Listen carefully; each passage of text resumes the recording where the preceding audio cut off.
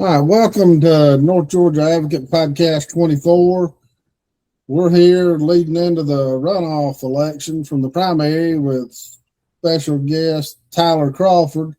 We're going to go over a lot of things today, pretty much primarily most of, what his goals are and how he's going into the primary and a lot of things that are going on extracurricular wise in the campaign that nobody expected. So a lot of stuff's come out since in the last few weeks, and we're going to touch a little bit of that today. Tyler, thanks for coming on and tell us your thoughts about did the general election go the way you kind of thought it would, and how are you proceeding from here? Yeah. Okay. So, thank you guys again for having me. It was great to be on the program. And like I said, the last time, you guys are doing what nobody else is doing in the space right now. So it's really cool to be a part of it. But the general election, I didn't know what to expect at all, man. I had a bunch of people that were like, how do you think you're doing? And it's hard because, the people that you talk to, your circle, obviously everyone's like, oh yeah, I voted for you. And I told my friend and they told their brother and they told whatever. So like, you don't hear from the people that are not voting for you. You don't really hear from them just kind of the generic sense. And so, it's hard to really kind of grasp where I was. I've never run for anything before. I'm not really kind of a known quantity. So I really had no clue where I was going to land. Like I thought I was going to do pretty well. I thought there was a decent chance that I would make it into a runoff. But I did not expect to win, honestly, or at least get the most votes. And so that part was really cool. The single biggest thing on that was, it was nice to see a return on all the work. So, I kind of tell people, like, when I started door knocking last summer, the county made it really easy for me to pick where to go. Cause basically I was just ambulance chasing. So like, when they had an application on Ben Parks the first time for a neighborhood, basically everybody on that road was ticked off. So I just walked the entire road. I was like, yeah, this application is stupid. They should have just laughed them out of the room. And so when you go to people's doors like that, the good part is people are like, oh, thank God there's somebody here that wants to fight against it and take my information, my email and all that stuff. So that part was great. The only downside is that you talk to people forever. So like I remember there were times, there was like a Saturday where like I only talked to 4 people. And I was like, okay, it's just going to take me another 50 years to talk to everybody in District 3 if I do this. And so Ben Parks was the first one. And of course that's in Big Hickory. So I was glad to see that I won Big Hickory precinct because that's where Ben Parks was. And then of course, Jake Kent, George Barnes, Wade Welchel, Hubert Stevens, kind of that area where I had been walking for like 2 months. That area turned out, and I think I won that area by, it wasn't a much. I think it was 20 or 30 votes, something like that. But to see that I won was great. And then the other one, of course, was more recently started walking. Basically what I did is I looked at the North Hall Community Center, and I just made a radius. So I was like, what is the closest neighborhood to the North Hall Community Center? Because like those people are definitely going to vote. Like if you drive by the North Hall Community Center like every day, it's highly likely that you're going to find the time to be able to just kind of breeze in there and then go through early voting. So that's where I ended up the first time. So it was Highland Gate subdivision. And then it was like River's Edge, I think was the next one out. Then Deerfield Estates. And there's so many neighborhoods here as of late. But the idea is I mapped out, like I said, the neighborhoods that were the closest to the North Hall Community Center and then kind of broke up in that. So that's why I was also glad to see that I won Quillians, because Quillians is where that area is, right? So Quillians, Big Hickory, that's where I spent most of the time in. So it was nice to see the return on that. And then oddly enough, the one we talked about that's kind of odd is Candler. I only know like a couple people in Candler, and I won Candler by, 40 or 50 votes, something like that. So it was very interesting to see the Candler precinct. I feel like I have a good friend of mine. I do have one friend down there that I've known for a while, and I do feel like he stumped for me pretty well. I mean, he took a couple signs. He's like, man, I'm gonna go tell my friends. I'm gonna do all this stuff. So I have to probably give him the credit for that, just because I hadn't spent any real amount of time down there, just because it's so far away from my house. I mean, it's the furthest precinct from my house. And but I have started actually this past week. I have had some help down there. So I went door knocking with some people for the first time. I've not had anybody help me yet. And so like in that context, So it was kind of neat to door knock, where it's not just yourself at that point. You get so many more houses knocked out, obviously. But to have that capacity is really nice. People, I think when people saw that I actually got the most votes, I did have a lot of people that were like, they were either Steve people, Steve Gailey supporters, or I think maybe I had some people that were like waiting to see if I was actually going to get anywhere. Like, hey, I like this guy, but I don't know if he's actually, if he's going to get any votes, right? So I feel like I had some of those people too that were potentially waiting to see if I did actually like get a return for the amount of work that I had. So, in both of those contexts, I think I've had some people reach out to me that have been extremely helpful on like kind of the nuts and bolts, I guess, of the campaigning, because everything right now has just been like fake it till you make it, right? Like I don't know anything really. So I'm just doing what I think makes sense. But to have some people that have actually run a campaign before, that they've been a candidate before, of course, Steve, since he's run before.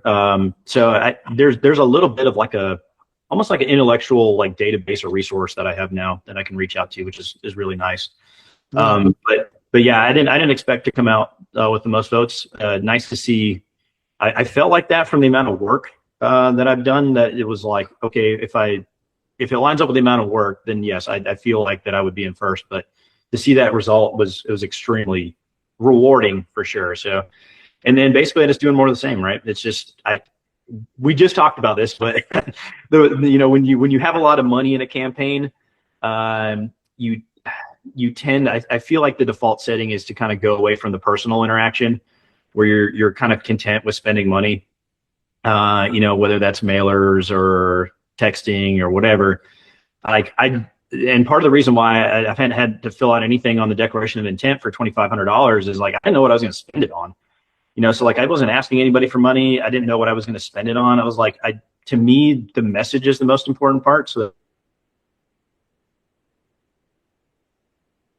so it was like I just didn't feel a real conviction to try and get money and to spend money and do all that stuff. So, I still like that idea. I'm still a subscriber to the door knocking thing. There's a couple candidates that really do that and like really, really advocate for that. They're both state level people. So like Josh Clark is one. And then a friend of my mom's, actually, a lady named Charlize Bird, who is a state rep, Cherokee County. And they're both on that, like, just get out there, just talk to people, just go where people are, talk to them, see what the problems are. But at this point, I feel like we kind of know what the problems are. We're just getting out there the word that, like, yes, people are aware of what your problems are. There's a lot of overlap there with people that are in North Hall and East Hall. But I think that the message right now is like, we know what we can do about it, right? So like, we know what the problems are, but here's the solutions. So like, it's not just a generic, like, oh yeah, overdevelopment or whatever, like the specific problems with the comprehensive plan, with the steering committee, with all the stuff, we've talked about before. We know how to fix those now, right? Like, we know what the plan is. We just have to actually follow through. Oh, now freeze again? Okay, froze for a second. Yeah. So, but yeah, so just the specificity of doing that. So again, it's the messaging. So like, how do you, and I've had that problem too. But like, how do you boil, distill, however you want to word it? Like, how do you distill somewhat complicated topics into just bullet points that make sense for a mailer or a flyer? So like, that's another part of why I didn't really want to waste money on it or spend money on it. Cause it was like, we just had this conversation last night with a lady on Facebook, right? That was like, You're too long, you're too wordy, you had too much stuff, you had too much slides. And it was like, they're kind of complicated problems. I mean, like, you can't just be like, yeah, this is a problem. Like, this is why it's a problem, right? This is why it's important. This is every step of what they did to distort what was supposed to happen. So right. Well, and you look at the flyers, I mean, that's expensive. Yes. I mean, you're talking one mailer could run you $8 or $10 grand if you do the whole District 3. I mean, people don't understand how big District 3 is. Apparently it's Tanner Highway all the way to Big Hickory out in Maryville. I mean, that's almost half the county. Yeah. Corey's example was always Parks Lumber to like Hopewell Baptist Church or whatever. He's like, how long would that take you to drive between those two? It's a big gap. So, and then like, just like you said, apparently, the Super PAC is claiming that they spent like $47 something $1,000 or whatever, on mailers. So, I mean, it's like, okay, and then most of those people that wrote me back were like, yeah, hey, I saw it. It went in the trash, but, hey, I saw your mailer. I was like, okay, cool. I'm glad they spent $40,000 so that you saw something for 5 seconds. And I didn't get anything from the super PAC. I didn't either. I've never gotten anything. I never got a mailer. They claim they did text messaging, right? I never got a text. They claim they did digital media. Where is the digital media? Like, it's still to me a money laundering thing. I still really believe that, like, they're telling people that they spent this money, but they spent $10,000 or they spent $15,000. I still think it's money laundering. Well, that super PAC, the private property services or whatever it's called, and they've got a third-party group out of Iowa that does most of their stuff. And I started looking at their finances on the FEC website, and like 40% of the money that the super PAC gives that company goes in their pockets for operating costs. It's super creepy, man. It's like it's a 501c4 that collects the money, and then it goes to the super PAC, and then it gets spent with a singular LLC. Right. And it's like the whole thing just reeks of being shady. I mean, you look at it and you're like, dude, this is. I mean, obviously that's why it carries the moniker dark money, right? Because it's just really slimy. You once you look at the process, you're like, dude, this is, don't want any part of it. And that's the unfortunate part, right? Even if you don't want a part of it, you're going to be a part of it because you're a candidate. So, well, and most people don't realize that you have no say so over it. Yep. They could come out and trash you just as well as they do support you. And they could make up lies, and then you've got to turn around and spend your money out of your pocket to counteract those lies. I mean, you may not locally, but if you get into a state or a federal race, I mean, you've got to counteract that stuff somehow. Yeah, and it's one of those things where you never look at something the same way again, right? So, like, if you ever see a mailer and it says on the bottom, not authorized by a candidate or candidates committee, then right? It's like, okay, these people didn't have any contact potentially at all with somebody. So it's like now anytime you see a mailer, now I know what to look for. So I guess the silver lining is this, it's information for the future on how it works. But, and this is something that we talked about several times, which is like nobody has, as far as I know, nobody has seen this on a local county level yet. Like this is the first time here in Georgia that we've had a super PAC at the local county level. So, there was one of the commissioners had talked to their county attorney, another one of the commissioners, because that's another part we talked about. There was 12 people on the list that this PAC allegedly spent money on. And so, and 8 of them were current county commissioners. And so one of those 8, they reached out to their county attorney. Another one of the 8 reached out to ACCG. Nobody had seen a super PAC at the local level like this yet. So we're kind of in the leading edge of super PAC money coming all the way down. Like you said, it was at the federal level, it's at the state level. Now we're getting into local level, apparently, super PAC stuff, which is wild. And every one of them was tied to data centers. Mm. As well as I do, because I kept you in the loop, kind of. I took it upon myself to I went down a rabbit hole for about 2 or 3 days trying to find out as much as I could about this stuff. And once you dig past their federal filings, there's really not much information to be found about anything that they do, what they support, the people that are involved. You can find basic information, but you don't know what they do. You don't know whether they're crooks. You don't know whether they're, you know nothing about them. Yep. Yeah, that was the only commonality there. And then, of course, like we talked about, is how did it come up? It's such a weird way, like, for it to kind of come out. Of course, obviously, it's kind of a hit piece, right? Is that, when it came out kind of before Election Day, it's weird that I'm tied in with Kathy in this. That's another part where you didn't have control over, right? So, like, you didn't have control over the super PAC, and now I don't have control over the fact that I'm tied with Kathy in this manner.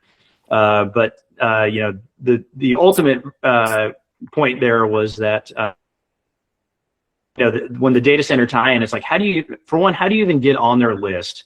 Like, how did that even happen? Like, what was it? And obviously we had the thing where all the counties that were targeted had either they had a withdrawn application, or they had one that was kind of floating out there with their commission or development authority. So we know that part of it, right? Like we know that tie-in.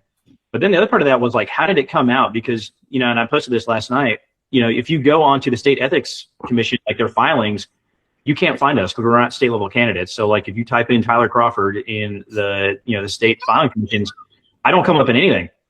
My name's not there, and none of the commissioners' names are there because we're not state employees. Or not state candidates.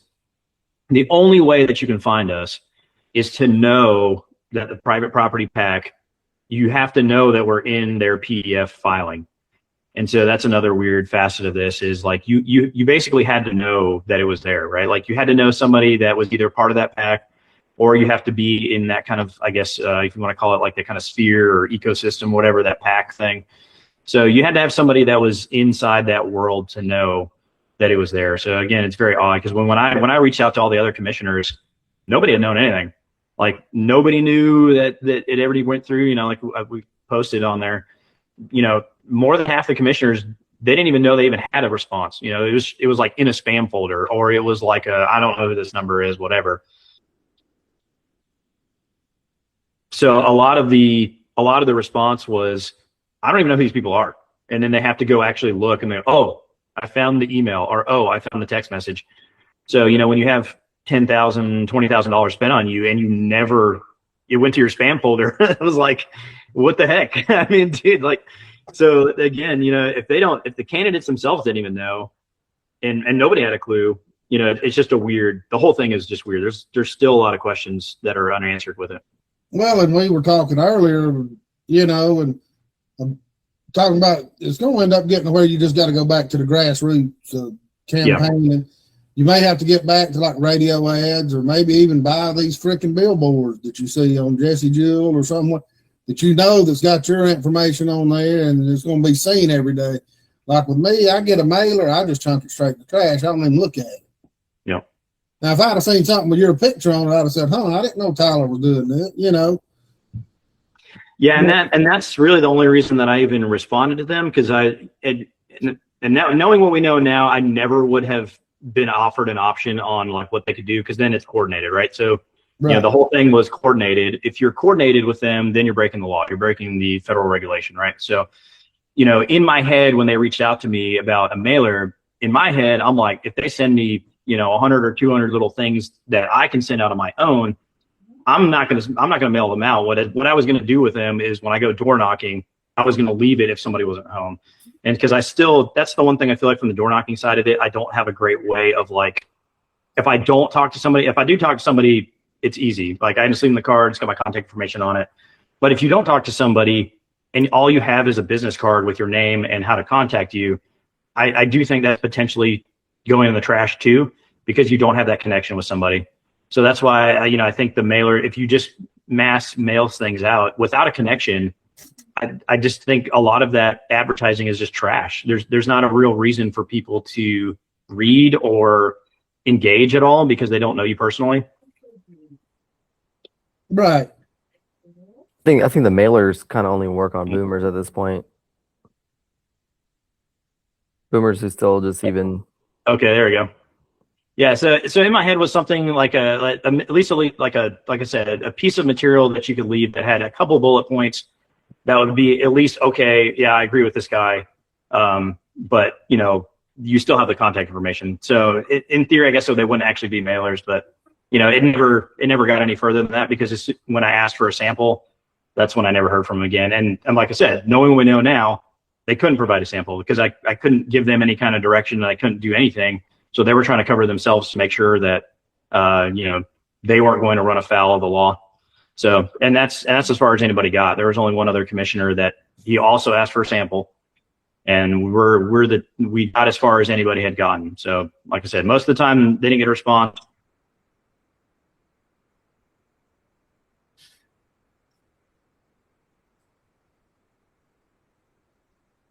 Yeah. So sorry, the internet keeps going out, but. Yeah, no problem. But, so Kathy's comments was she talked to him on the phone. She said she wasn't interested. Same thing that I think two other commissioners said. So, again, it's just a weird set of circumstances, but, we know now, I guess. Now, what were you saying about the mailers, Bill? Say that again? I was saying the only people it probably even works on or actually read it are boomers. Yeah, the boomers, yeah, they're the ones that still believe in that. I think everybody else kind of just, you know, as soon as they don't even make it to my house. From the mailbox to the doorway, there's a trash can right there in the middle. So just Yeah. they get tossed. They don't even get read. And one thing I want to bring up is I never thought this would be an issue, but I talked to several people that didn't vote for Corey because when he talked to them, he never specifically asked for their vote. He specifically just laid the case out there and had a good rapport with them. And he just kind of, like the younger generation, they don't really say, hey, will you please vote for me? Or I'd love, you know, they just kind of take it as an implied thing. And are you asking for the votes, or are you just telling them who you are and leaving it at that? I'm just trying to make a correlation here. Yeah, and I think you talked about this with Steve, I think, right? I think yes. I in a weird way, I could see how that is maybe a generational thing, because like when I think about something like that in that context, my concern is that somebody thinks that I'm selling them something, right? So like I don't want to come across where the only reason that I talked to you was to like, I need your vote, right? Like I do generally care about like stuff that's out here. And I think that the videos that I made on that, hopefully people get that impression, right? Like we tried to fix a couple culvert problems, right? We tried to fix a handful of things. I'm currently trying to get somewhere with GDOT because GDOT is just dragging their feet on this turn arrow. So we're trying to get somewhere with GDOT on specifically the intersection at Lula Road, 52 and 365. I've been at people's houses where I pulled up a Acela like on my phone because they're like, I don't know how to fill out a permit, or I don't know where my permit is, like what my status is currently. So like I didn't ever really want a interaction like door knocking wise to seem like I only care about getting your vote and I'm out. Because I do hear that people complain about that. I think I know my wife was talking about they had some kind of event where she was at, and there were two candidates and they showed up and they ignored, because my wife works at elementary school, and they ignored all of the kids and went straight to the parents there and were like, you know, hey, can I get your vote? I'm running for, you know, whatever office. And it was like, it just feels wrong to do that. You know, like I don't know. Like they're out there panhandling. Yeah. You know, it's like the only reason I'm talking to you is to get something from you. And that's not the reason why I'm talking to you. Like I'm generally interested to hear, you know, what your story is and why, you know, why does living here mean something to you? You know, like give me that whole thing. And that's why I usually end up, you know, I've said all the time, man, like when I go door knocking, sometimes I'm at somebody's house for 5 minutes and sometimes I'm at somebody's house for an hour. I mean, like I've seen that, like the last time I was in this dude's garage and he had a whole woodworking shop. And so we're getting the planer, we're getting the sawmill, we're getting all this stuff. And it's really cool. Like, it's awesome. Like, I love that stuff. Like, I love making things, which is why I do what I do. But, you know, you're in a whole situation where I've seen a guy's sawmill, right? And then, you know, the last time we went out, this guy had a 51 Chevrolet and a 62 Galaxy. And then he was restoring a 77 Bronco. And so I got in the whole thing with him. So like I interned at John Causey Racing Engines. So like I've done a lot of Ford stuff. And so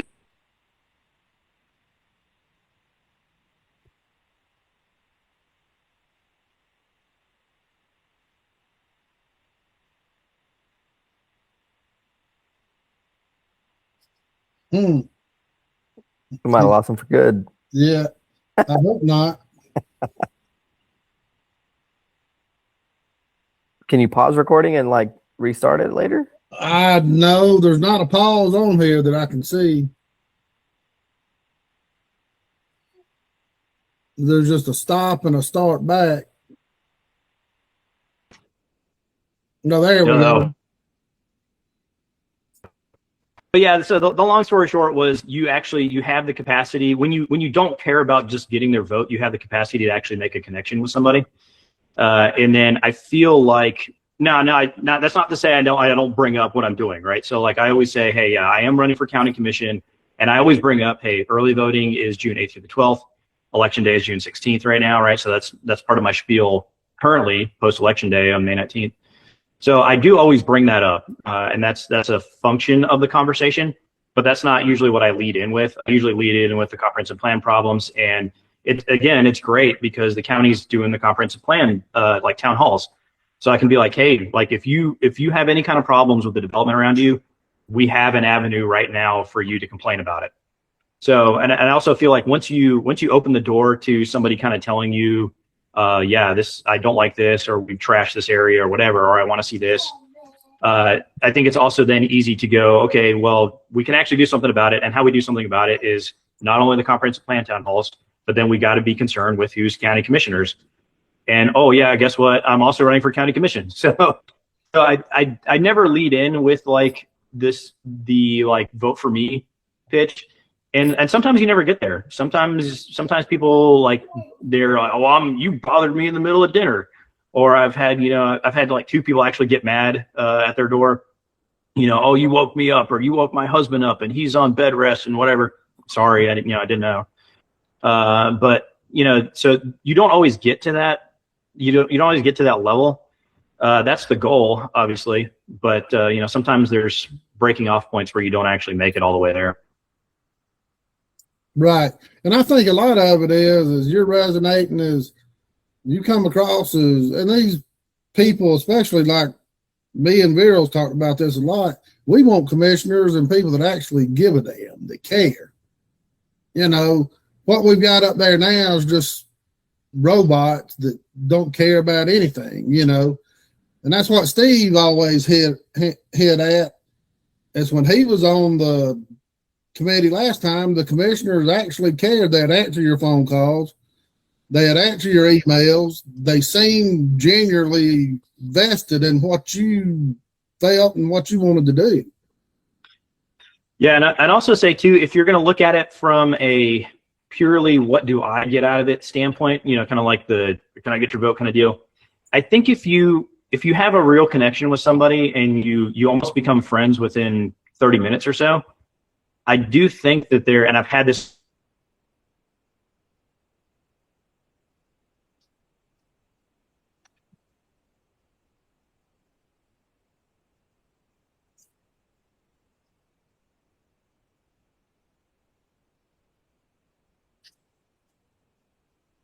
I'd have to get Starlink.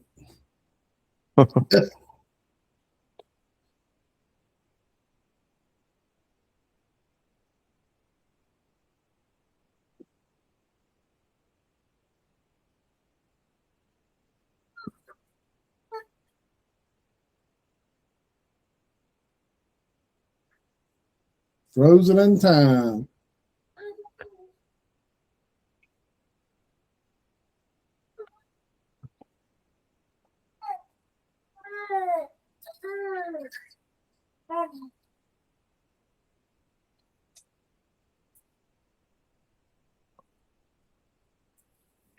Well, dang. I know.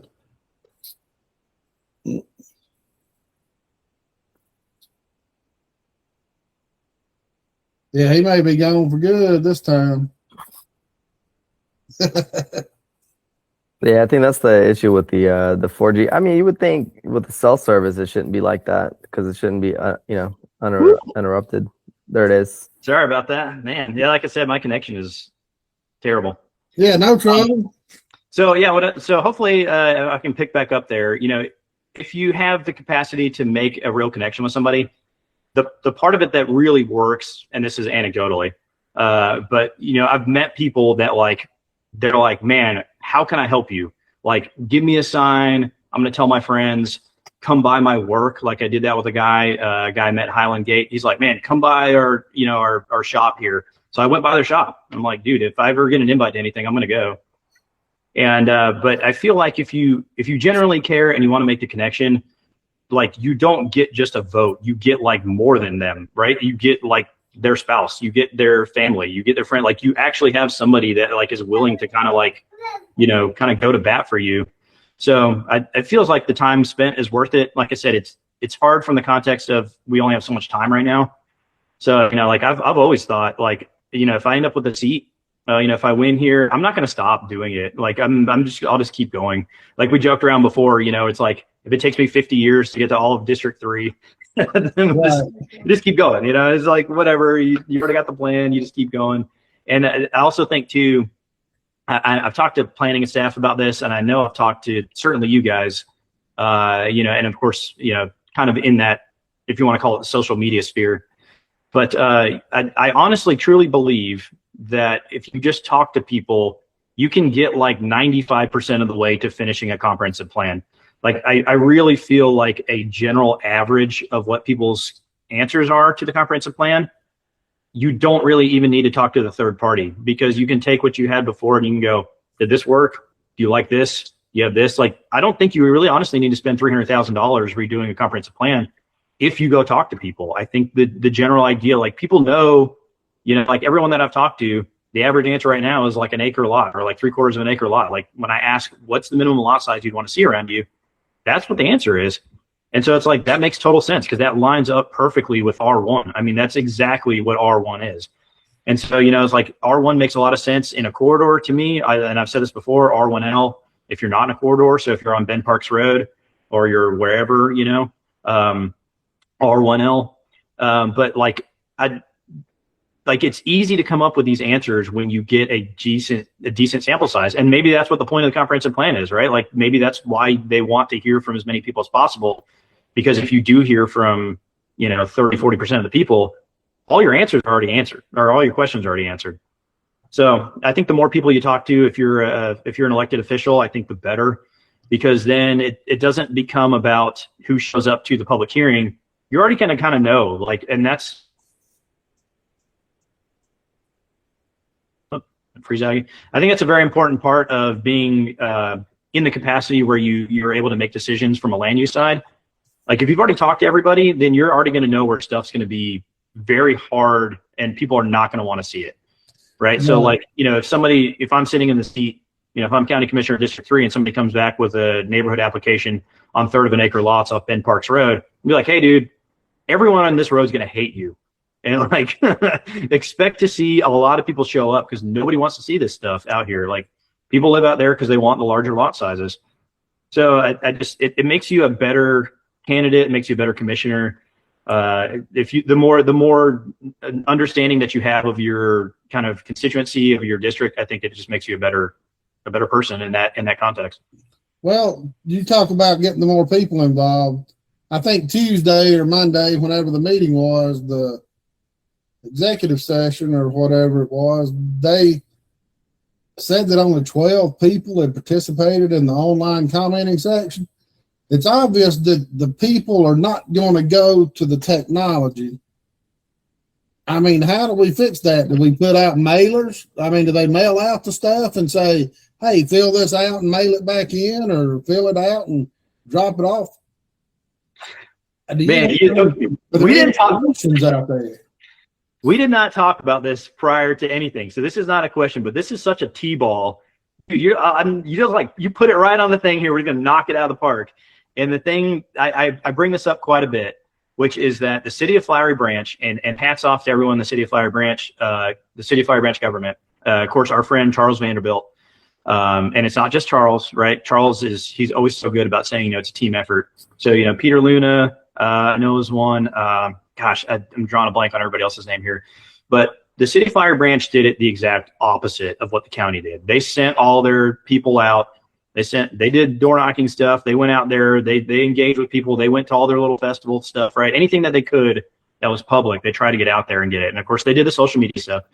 But the city of Flowery Branch, they have like 10,000 people, and they got like 900 people to respond to their comprehensive plan survey. And so, you got 9%, right? We did 0.03%. The city of Flowery Branch got more people to respond than the entire county did 3 years ago. So the answer to me seems pretty obvious. You have to go where people are. You have to go meet people where they are. And so, like you said, nobody, and that's the problem with my business cards, right? That's the problem. If I just leave my information at somebody's door, they're going to be like, what is this? Like, throw it away. And so, it's the same thing. It's all this is dovetailed so far, right? If you don't have connections with people, nobody's going to care about what you're doing. And so, like, you have to have that kind of personal interaction. you have to give, and I talked about this at the comp plan meeting. So we had one on Wednesday. Very few people were there, but I talked about this in the time for public comment at the end of it. And I said, we really have to convey why this is important, right? Like, it's not just like, hey, fill the survey out, look at these ordinances and give us our feedback. Like, we also have to explain why, right? So like, it's not enough to just put the QR code out there. We have to explain why it's important. And like, that's what I've tried to do and all the stuff, that's why I got a cease and desist letter. Like, when you put the pieces together of the puzzle, this is problematic. Like, people really, not nobody, but it's generally in the dark on why the comprehensive plan is important. Nobody really talks about it. And to me, it's by design, right? Like, they don't want you to know it's important. They don't want you to know Eastlands Incorporated versus Floyd County, 1979, that the comprehensive plan is basically if you don't meet the comprehensive plan, the commissioners are free to deny you whatever. It doesn't matter that some developer is going to say, well, I'm going to sue you.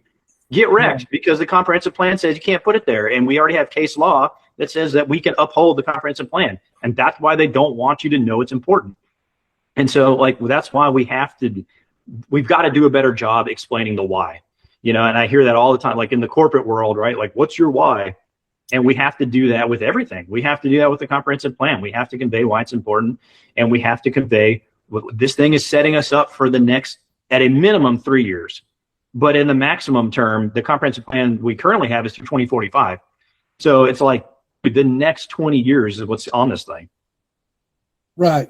And I may be stupid, but why in the world would the elections board not allow them to put flyers out at the polling station where you're going to get more bang for your buck, per se?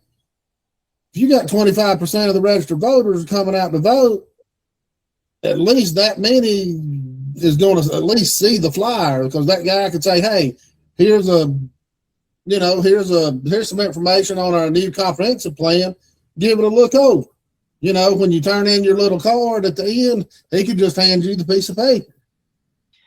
Yeah, and actually, we'll give credit where credit's due here, right? I don't want Greg to complain about it in a work session meeting, but he had a great idea. He brought this up in, it was a voting meeting, I guess, or a work session meeting. It was a fantastic idea. I mean, I think like it's an obvious answer once you think about it. The county should have something like, when you get your little peach, right? Like, I'm a Georgia voter. You also get a little card that says, here's when our dates are for the comprehensive plan. This is why it's important, right? Like, just quick bullet points, but you get two pieces. You're going to get the peach. You're going to get here's where our comprehensive plan is, the dates and times. Genius idea, really. Like I said, I have to give him credit. I mean, that's a fantastic idea. I mean, if people are already there, then why not? Yeah, it just makes no sense. I mean, you want people involved. If you want people involved, that seems like the next logical step. But why would the Board of Elections say, no, we don't want to do that? We put the QR code up. I'm not going to stop and scan a QR code. I mean, come on. Yeah, that's like you said, it's the same conversation before. Nobody reads the flyers, nobody does whatever. It goes in the trash.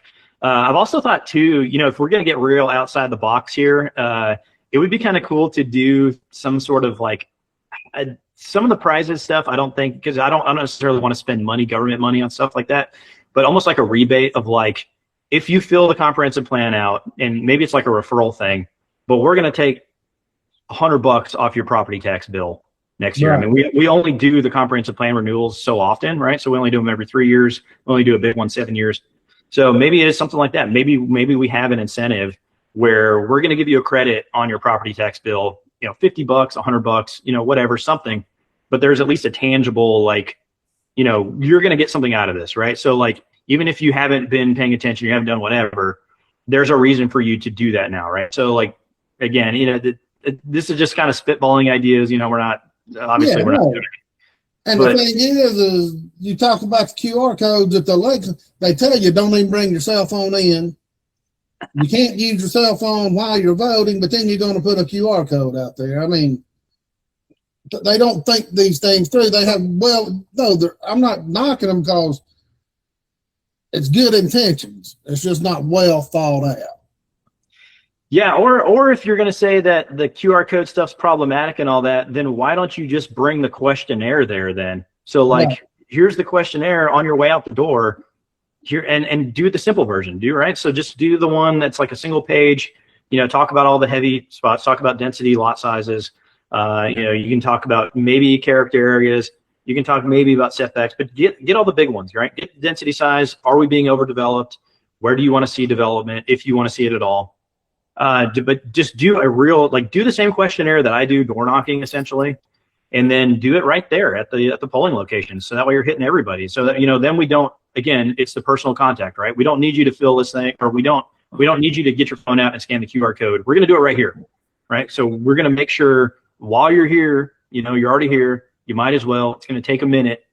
Just do it that way, and just have somebody, or 2 people maybe at every polling location. Be like, hey, look, we really want your feedback, and maybe we do the same thing. Maybe we'll give you a shirt or a hat. We do the same thing. I'm sure tonight they're probably going to have that at the block party thing. But we did awesome shirts. We did the coolest shirts the county has done. They did at the Lyman Hall Day. It had the signers of the Declaration of Independence. So Lyman Hall is in the back for Georgia. And so do that, give out a shirt or give out a hat or give out whatever, you can make it enjoyable. And I think that's, part of the thing we talked about on the why. Some of that stuff is boring. I'm not going to lie. The ordinance stuff, I like it. And I said this Wednesday too. I was like, everyone in here are nerds, man. It's Jody's in there. Chris Slate was in there. And then it's staff. Tim Ader was in there. Kind of the normal kind of voting meeting crew, and we're nerds, so of course we're going to be there, of course we're going to follow this stuff, but we're the very, very end of the bell curve, right? So if you're going to hit all the people in the middle of the bell curve, you need to not only convey why, but you got to go meet people where they're at. So, and that looks like being at the polling location. That's a no-brainer. Maybe you should have one at Lyman Hall Day too, right? Or there's a thing tonight. There's a block party tonight. Show up tonight with the questionnaires from the comprehensive plan, the same thing that you're going to do next Tuesday. Do that tonight.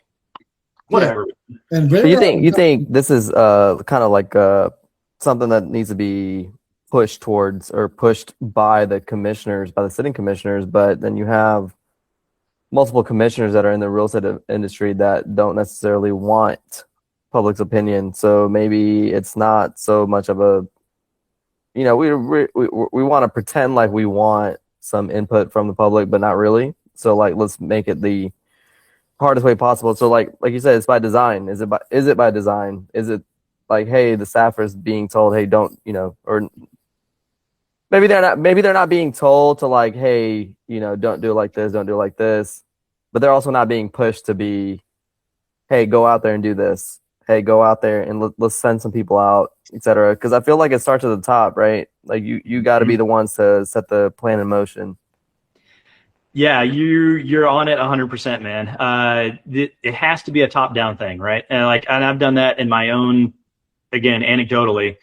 I worked. This is going to be kind of you guys are going to think this is weird, this reference here, but I worked for a band program, and the director was not really interested in being a great program, and so when you're in kind of middle management and you're trying to push upper management into doing stuff that you want to see done, it's almost impossible. It's an immovable object. And the reason why is they set the tone. It's everything you just said. They're setting the tone. They set the schedule. They set all the things. So if you're going to change the intentionality of Hall County government, it has to start at the top. There's 5 people that are responsible for setting the direction for Hall County government. And you can't rely on staff to do that. I mean, those people get paid pretty well, but ultimately they can only get as far as what the commissioners want them to do. And so if you don't set that direction and you don't set that almost like corporate ethos, just that, a culture of being intentional about things, yeah, you're going to get mediocrity. I mean, that's what we have right now. Everything's, not everything, but when things are mediocre, it's because either nobody cares about it or it's intentional. Like you said, that's what it feels like to me, is we want this to be boring, or we want this to be obscure or hard to digest or deal with. And we want that because we don't actually want feedback. Well, we hit on this last week, and I think it goes a step higher. I think it goes up to the county administrator, Zach Pro, and his job, because last year and the year before during SPLOST, he was at every neighborhood going around campaigning for SPLOST, which is against the law. He claimed he was doing it on his personal time. But, you know, why can't they do that for the comprehensive plan?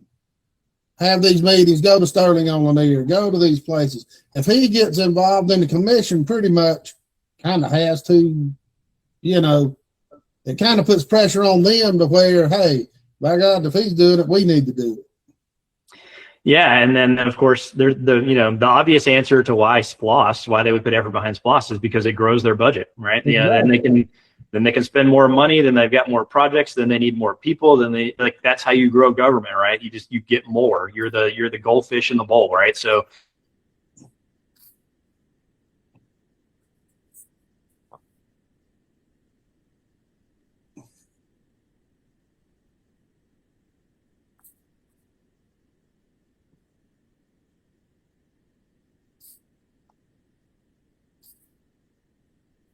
And it was going so well. Yeah, you're back. Yeah, no trouble. good, man, I'm telling you. So trying to pick up where we left off here. So the government is the goldfish in the bowl. Whatever bowl you give it, it's going to grow. Right. So however much money you give it, it's always going to spend. It's always going to add people. It's always going to grow. Like that is their goal, is to grow. And so that's why it has to come from the top, because you have to set a culture where we're not going to do the 2 to 3% thing every year, man. We're not going to just keep spending more and more money. We're going to figure out how we can basically do everything that we can cheaper than what we're doing it right now, ideally, right? So like my intent, and I think our goal from the commissioner side of it, is not to spend 2 or 3% more every year, but can we cut? I don't know if we can cut 2% a year. I don't know, but it'd be nice. But can we cut every year? Can we actually go the other way with this thing? I don't know that anybody up there is asking that. Well, and we've talked with Steve about this, and he's putting his support 100% behind you, and I think that's going to help you a lot up in his areas. But he's talked about going to zero-based budgeting. You start out at zero, then you budget what you need, and that's one way to get things back to the basics. He said the other day he had talked to somebody, there's 200 jobs that are budgeted for in the budget that are unfilled. How is that possible for a county that's the size of Hall County? Yeah, and Steve, I love talking to Steve on that, because he has such an inside, since he's been there, done that. He that side of the county government and the operations, the personnel side of it, man, you can get him going on that, and he knows a lot. Obviously, in that context, he knows kind of how the game is played, how they kind of stack the deck with positions that aren't real positions. I'd also say too, because I don't want to steal his thunder on that stuff, but I'd also say too, when we talk about kind of doing things more efficiently, there's also another part of it that's really interesting that I don't know that it gets a lot of limelight on it, but there are ways to do things that are cheaper than how we're doing them right now. It's just you have to be intentional about doing them. We seem so non-bothered by spending just dollars and hundreds of thousands of dollars on things where you could have really done the same thing without spending any money had you actually just been intentional about doing it. And of course, the easy example, I can't remember if we talked about this last time. The easy example was the $60,000 on bottled water. You don't need that, right? So you're going to save that money right off the bat. But there's in every little thing, and I can't remember if we talked about this last time, but there was an application recently, not an application. There was a work session agenda item, and it was spending money at Cherokee Bluff Park for they were going to remove the wooden mulch, and they were going to pour rubber down there, and basically so that the whole bottom surface was going to be rubber now instead of wooden mulch. And their context was that the rubber mulch is going to hold up longer, which is great, right? So let's do the thing that, if we look at the lifespan of this, is going to save us money in the long run. Because if we're redoing rubber mulch or we're redoing wooden mulch, we're going to spend that cost every year to replace it, right? We replace the rubber mulch once every 20 years or whatever. We can do cast in pieces. And so that wasn't a problem. The problem that I had with it is part of that request for quote, or part of that contract, was we were going to spend money. I think it was like $4,500. Part of that contract was for the removal of the mulch. So we were paying that company to remove and gather and then dispose of the wooden mulch. And so the idea is like, dude, that stuff, I bet if you posted on Hall County government and you said, hey, man, we're going to give away as much wood and mulch as you guys want, I bet you'd have a bunch of people show up on a weekend for wood and mulch around that park. Or maybe you take it to the government center or whatever, like, or you can figure out a way to repurpose it. Yeah. And so, like, you know, it's just things like that where it's like, it was easy to spend the $81,000 for the total contract, but we could have saved $4,500 just in that one contract if we had been smarter about getting rid of wood and mulch. And yeah, no doubt. And Vera, what was it we brought up on our last podcast? Something like $300,000 just to replace the lighting on one floor of the courthouse. Oh yeah, that was one of the items. When we're fixing to spend $150 million on a new courthouse, yeah, dudes, put up with the bull crap for another couple of years. Mm-hmm. I mean, come on, why do we got to spend that money? Well, that's the thing is like they have to spend it because then they have a justification of, oh, well, we need more because we ran out of what you gave us last year. Yeah, and that's the thing with SPLOST too. That's a big problem that I have with SPLOST is that when you know the final amount of SPLOST, like, you know, like all the departments are told you have X amount of dollars. You have to tell us how you're going to spend it, but ultimately you have this amount. Then in my opinion, 80% of that budget is probably going to be stuff that makes sense, right? Maybe it's even less. I don't know. But it's definitely not going to be 100% because that last 10% is going to be just stuff just to fill it up, right? Because you know that if you don't spend it, you're going to lose it. So then you come up with all the stuff of, oh yeah, well, we need toilet paper and we need whatever. And we need, like, you're going to get all of the like kind of waste, fraud, and abuse in that last probably 10 or 15%. Just because, again, if you don't spend it, you're going to lose that. So like when you have an incentive to spend more money, you're going to get more money spent. I mean, like no brainer, right? So. Well, are they intentionally making it low? Because Steve mentioned before that when he was on, they never even come close to their target number. Now they're going over by 70, 80, 100 million. Mm-hmm. And where is that money going? I think the last E-Splice, they had 400 million and they still had a year to go left before and where is that money going? And are they underdoing what they're supposed to do on purpose? Well, I think this is the pivotal point for Hall County because it's not a crazy big government yet, but it's heading in that direction. And I think this is the point where people like Tyler, hopefully Corey, but that's kind of out of the way now. But later on too, if we fill the right people in there, you stop this nonsense of just wasteful spending and start looking at rainy day funds and like any kind of excess, just throw it in there instead of like, hey, you don't have to spend it. We'll put it in a savings account or something. And I don't know the legality behind that, but that's essentially what we should be doing. Yeah, the irony there is like exactly what like Chris, what you were talking about, right? So like, there are two parts. One, both the schools and the county got about $100 million more out of the last SPLOST. So out of the last SPLOST 8, I guess, right? So SPLOST 8 and then the last E-SPLOST, both the schools and the county got almost double.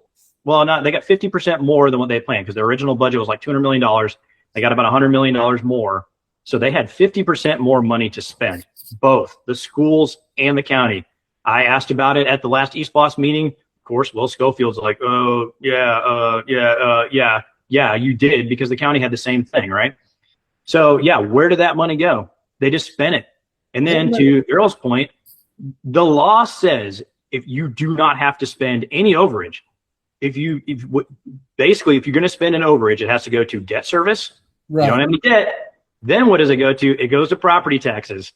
And so that's the crazy part about both of the schools and the county. They collected so much money over, they could have basically paid for all the property taxes collected in Hall County for a year.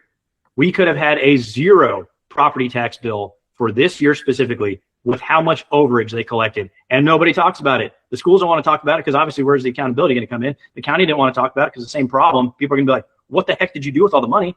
But they had all that money. We collect $100 million of all the properties in the county.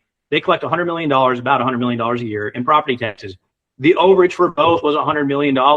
So both those budgets would have been sufficed with the overage from SPLOST. We would not have had, no property in Hall County would have had property taxes this year if they had taken those overages and just said, hey, we're not going to spend it. we're going to give it back to you guys because we already had the budget. We already fulfilled the budget.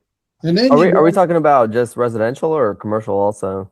No, that's all of it. So the homesteaded properties, this is another one. This is in the House Bill 581 and then the House Bill 33. So homesteaded properties, we collect about $62 million. I think it's somewhere there. Yeah, 61, 62. And then all the properties, it's about 105 or 108 million, somewhere in there. Wow. And then you got these, especially the school board, they're going out and taking bonds out when they've got the cash to pay for stuff. You know, he's taking a bond out to build $50 million addition at, I don't know, I can't remember what school would say, East Hall per se. Why don't you use the rainy day fund and then replenish it when SPLOST comes through instead of putting, because 1%, if they get 1% interest rates, that's a lot of money on $50 million. You're on the problem with government spending in general, right? I mean, that's you're covering it. You know, that's the problem when you have a board that rubber stamps kind of everything, when there's not really much accountability for what's being spent, where the money's going.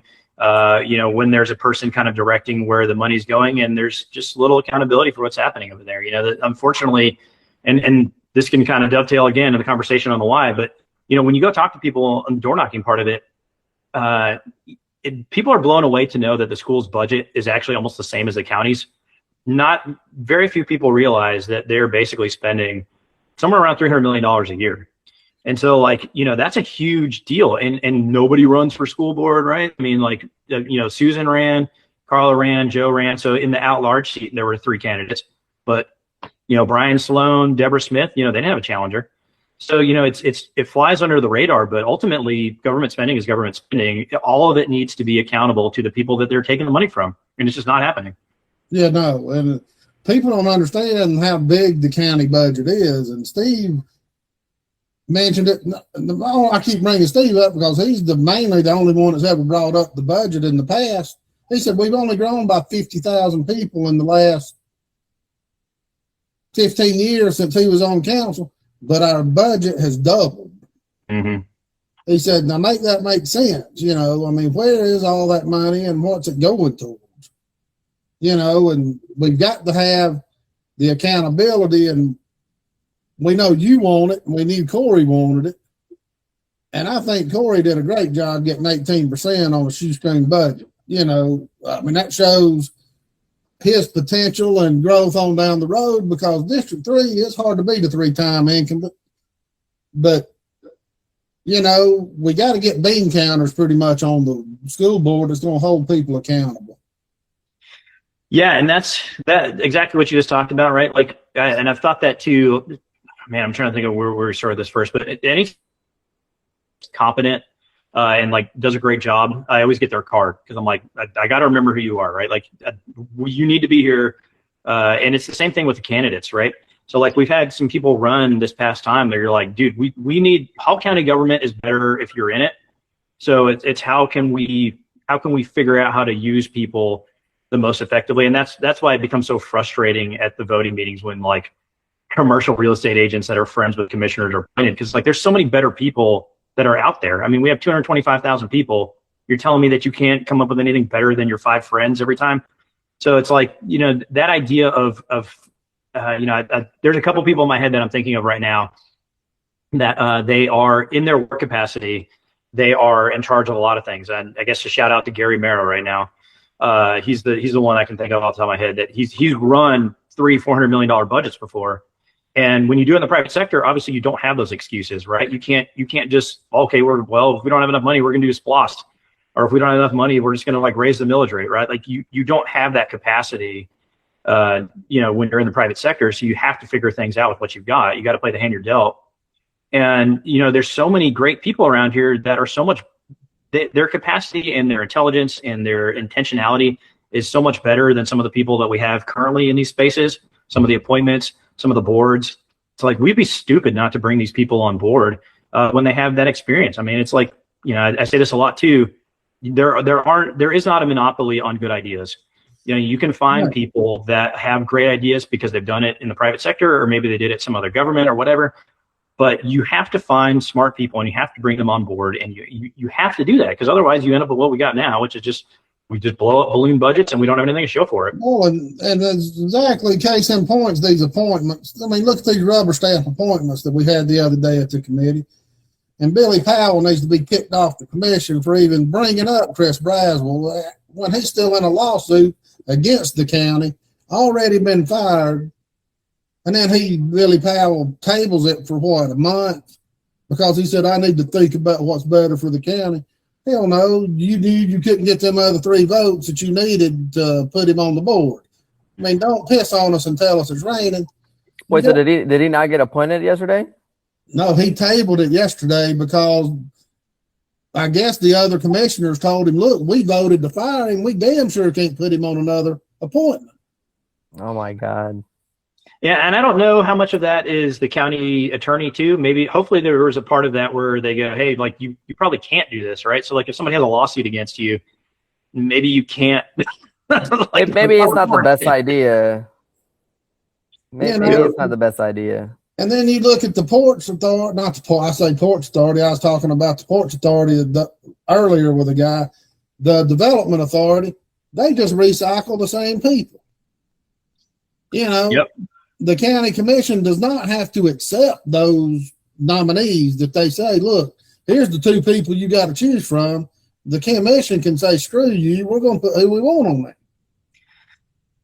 Yeah, I mean, that's the idea, right? Like if you have 5 adults that have actually campaigned and won a seat, you would think that they would be competent enough to be able to find somebody for a development authority. But apparently we're not, right? So we have to have some other agency, the chamber.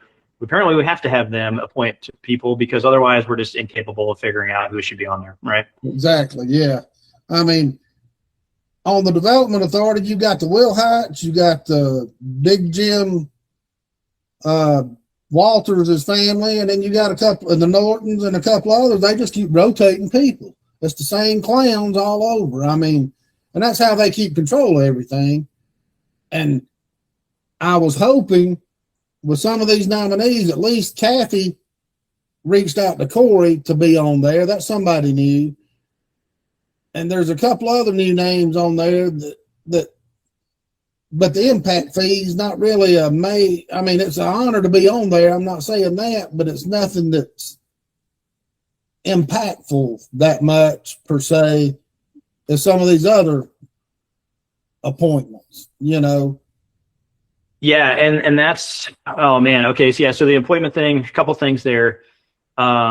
I guess the first thing I would say from a platform standpoint is I would love to see this, and I plan on doing it. So if I'm in the seat, you will be seeing me do this, just because I think it's such a worthwhile thing. And I know Mark Redman, who's spoken the last couple of times at voting meetings, and I feel like he's been tied in with the Yellow Creek stuff, but he's talked considerably on, is there a vetting process by the people in some of this stuff? And so what I would love to see, and I would do this with any appointment that I would have, is whether it's 2 or 3 or whatever, come apply. Like, if you're just out there in the world and you have any kind of remote interest in this and you have a background in it, please apply. So I'm planning on, again, I don't want to put cart in front of the horse because we're 2 or 3 weeks out from that, and then potentially November. But, have a list of all the appointments and then put that out there and say, okay, apply to this. And then what I would love to do is have probably 2 or 3 people, if you have the most qualified people, and in that voting meeting or in the work session meeting, come pitch why we should select you. Like, come give me the 2-minute elevator pitch. I would know who that person is because obviously they would have reached out to me. But do that in the public context. Like, because we've talked about this several times, and anybody that's been at the voting meeting, I can't even honestly remember the name of the lady that Kathy's appointing to the planning commission, Sarah something. Yeah. And so, who the heck is Sarah King? I don't know who she is. So it would be nice to have Sarah King at a voting meeting before they vote on her. Tell me about you. Like, what's your work history? Like, what is why are you here? What is your context for being here?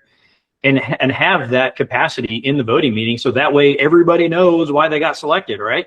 Like, if you have somebody in that meeting that's like, yeah, I did whatever, X, Y, and Z, and I rose to the top of my field, or I own my company or whatever, everybody in that room and everybody online and everybody that ever watched that, they would know exactly why that person got chosen, because we basically know their resume, right?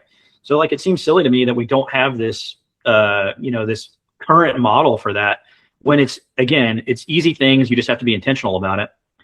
And to your guys' points, earlier on the appointment stuff, I even talked about this Wednesday, again, at the comprehensive plan review meeting. I was trying to look it up real briefly. Off the top of my head, it's OCGA 50-14. I don't know the last number. It might be 1. But there is a OCGA that says that any governing authority or county, whatever, but the verbiage says that they have to be the record and the record keeper of minutes and agendas. And so my comment to them was that development authority, it's basically a public-private thing, right? But it still has an ex officio seat. So Billy Powell's on there, right? He's in our ex officio role. So you have at least one person that's in county government. But that thing is a partnership with the city of Gainesville, Hall County. My argument is that by OCGA 50-14-1, if that's what it is, the county needs to be responsible for keeping those records. It does not need to fall to Tread Siphon, because Jody's brought this up before, and I brought this up because I emailed Tread Siphon as well. I said, hey man, I would love to see your guys' bylaws. I'd love to see your guys' minutes. I'd love to see your guys' upcoming agenda. And I never got a reply. The automatic reply was, I'm on vacation, and I'll be on vacation through whatever week that was. And that was a month and a half ago. So I've never heard from Tread Siphon on any of that stuff for the Development Authority. And then Jody's comment was, Tread made her go down there, and he photocopied and made a book and charged her $270 or whatever on her stuff that she wanted. This is a joke. This is so sleazy. The whole thing just reeks of you guys are doing stuff that you don't want anybody to know about, clearly. And that's why you're hiding all this stuff behind there. And OCGA, in my opinion, says this stuff has to be held by the county. Jennifer Rivera should have the agendas and minutes and bylaws and all this stuff. I should not have to go to Tread Siphon to get this. Jennifer Rivera should have this. Yeah, and Tread Siphon's as deep in it as it gets, because look at the tax abatements they were giving, Kubota and Kings Hawaiian. They done had that deal worked out before it ever brought in front of the commission. Not trying to dredge that up, but case in point, the older guy that talked at the end of the meeting the other day and said, who in the world is this lady? Why don't we know anything about her? He was going back to 2021, and Kathy Cooper goes, I can assure you she's qualified. I'll email you her resume. And that dude said he wasn't having none of it. He said, I want it out of the county records. I don't want her resume. I want it on the record why she was hired, why she was put in this position. And I should be able to get that information. And I think that's part of doing the right thing, right? Because if you do the right thing, what was that? Character or integrity is doing the right thing when you know nobody's watching, right? And so that idea of why would you not want people to know who this person is? That's the problem that I have with a lot of those appointments. It's you should really want people to know who this is. I mean, they're going to represent a whole 50,000 people. The worst appointment here as of late, of course, is Bradley Dunkel to the Planning Commission. And Bradley Dunkel is going to represent 50,000 people at the Planning Commission. Anybody that's in District 2, that's your representative on the Planning Commission. And so the idea that you wouldn't want somebody to know or hide things or do whatever from somebody that's supposed to represent people in that capacity, seems crazy to me. That the only reason you'd want that is because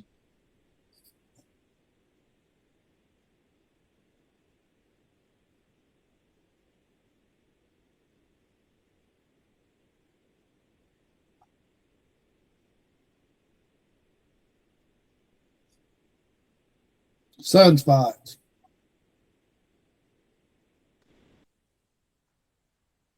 Okay. So, but yeah, I mean, that was the end of the point, which is everything should be out in the open. You should want people to know who's representing them. Well, and I get it. Then commissioners don't want to sit up there and having people come up there and introduce us. It slows things down, but they don't have an issue slowing things down when by God, they don't want to do something. You've got to be more transparent, and we need to know who's representing us in all aspects. I mean, you can make an argument for that. I personally don't care if the meetings are 4 hours long. I mean, I'm going to order pizza at that point. So like, I'll be there however long it takes. I don't care. I mean, I feel like that's such an important part of the role. We only do it twice a month, right? So there's only 2 voting meetings a month. Sometimes there's only one, right? November and December, there's only one. So, I feel like if you're going to get paid $40,000 a year to be a commissioner, you can at least make the 8 hours, a month, right? Exactly. So like, I do feel like it's part of the job where however long it takes, that's how long it takes, right? So like, and again, there's some things maybe you can, and that's, of course, that's why you have a consent agenda, right? To try to make some of that stuff a little bit faster.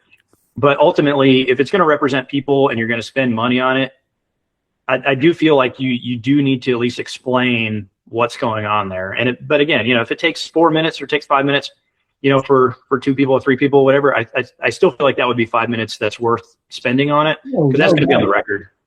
Yeah, no doubt. And, enough's enough. And these people, and I'm a full believer that the reason we don't get more participation is everybody thinks why. They don't care. They don't talk about anything that we know about. We hear the results of what they talk about behind closed doors. We hear no explanations. We hear nothing. You'd think they were electing a new freaking pope or something, white smoke and black smoke, and it's not that secretive, man. You need to be more transparent with the public. And that's why Steve Gailey wanted to run again, because he's wanting to do what you're doing, is make everything out in the open. And Corey wanted to do the same thing. I mean, we're sick of this, and enough's enough. And if you get elected, is there a way for you to kind of maybe open the others' eyes up? Is one person enough? Say Kathy Cooper does get elected, we got more than 3 amigos. I mean, I know you're going to try, but is it feasible to think you and Gibbs can make a difference to be more transparent? Well, yeah, I mean, the first part of that, of course, is, so if I win, I'm in the seat. I think the big thing there is I would love to go. The funny part about this is I do somewhat have a relationship with Jeff and Kathy, and it's not where it's like, we're friends and we hang out, and I don't want anybody to get the wrong impression that I'm like, I'm on a whatever with them. But I have their cell phone numbers, and really, I mean, I haven't really talked to either of those people since my variance. So like when I was going through with my stuff, 2 years ago, 3 years ago, whatever that was, when you're going through an application, you have to go talk to them. So that's the reason why I've talked to them before, is because I had my, I didn't talk to them during the rezoning request that failed, but I did talk to them during the variance. And so that's why I've talked to them before. But I would love to reach out to, the votes I see from Billy, man, you have to reach out to everybody. I think, I would still want to hear what his thoughts are on it. But I kind of feel like I already know. I do kind of feel like he's doing stuff for his own benefit and not for District 2. But from Jeff and Kathy, like, I would love to sit down with both of those people and be like, just tell me your reasoning for why you voted certain ways. Like, maybe there's something I'm missing. I don't think I am, because I see what the results are of the voting, but maybe there's something that I'm missing. Maybe there's something there, but I think part of that too, it's the communication part of it. Right. So like I'll tell anybody this all day. Both of those people, Jeff and Kathy, they have a lot of votes that I would never have voted for. I don't agree with them at all. I mean, pretty much all the stuff that you see that's got a lot of notoriety, I don't agree with them at all. 5079 Old Liner Highway, 5111, 4616, 4745 Cable Mill Road, like all that stuff. Yellow Creek, like all of those, I don't agree with them at all on. So like, it's not to like figure that part out, but it's to figure out, like, is there something that either, like I said, I'm missing, or is there a way that I can bring you to see this part of it? Like, let's go talk to the people that are next door to the rezoning that you had and go see if they have the same opinion that they did when they opposed it. All right. So if it's just as bad as it was, or everybody hates it still, then this is the direct result of what you were passing. Like, this is the problem with doing this stuff, is that, we can go to Highland Gate right now, went through that subdivision. That subdivision was, it was built by Cook Communities, and the sewer, is a community sewer, and it's run by Holsey Environmental. That neighborhood is a huge problem. We have a problem with the houses. Some of the houses that are a couple of years old, the trim's coming off, the paint's peeling, all this kind of stuff. They're like cheap houses, even though it's a nice neighborhood.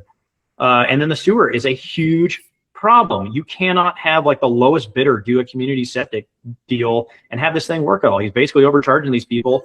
You know, he's charging them like $75 a month, and it's like a monopoly on who can do it. So you use that kind of like, we go talk to these people. So that way in the future, we know that if an application comes up with, you know, if we got a problem with Cook, we got a problem with Hulsey, or if we have kind of the same application where they're wanting to do a density that requires a community septic, we know because we have the feedback from the people that have lived in that, right? Right. When you have something that passes, you just see it on the computer screen. You don't know what happened 2 years down the road. You don't know what happened 5 years down the road. So like, go talk to those people. Again, this comes back to like, right, being engaging with the people, right? Amazing that you would go engage with the people as a commissioner, but you need to go talk to the people that are around or in your rezonings that you passed to see if it even worked out like how you thought it was going to work out. Well, and if you do your homework, like especially on Hulsey, they've got a history of doing shady bit practices. I mean, you know, and it's the same way with a lot of vendors that the county uses. You know, when I was in the commercial construction industry, we knew that certain companies that bid commercial roofing were going to way underbid and then back charge the county with change orders. You know, it slows everything down. It costs twice as much instead of putting in one bid. And you can understand it maybe the first time you do it, but when you're redoing the same schools over and over, it shouldn't ever happen again. And that goes back to the conversation we had before with being accountable for the money, right? Like the change order stuff is such a problem, and there's never any accountability of it because it happens in the works.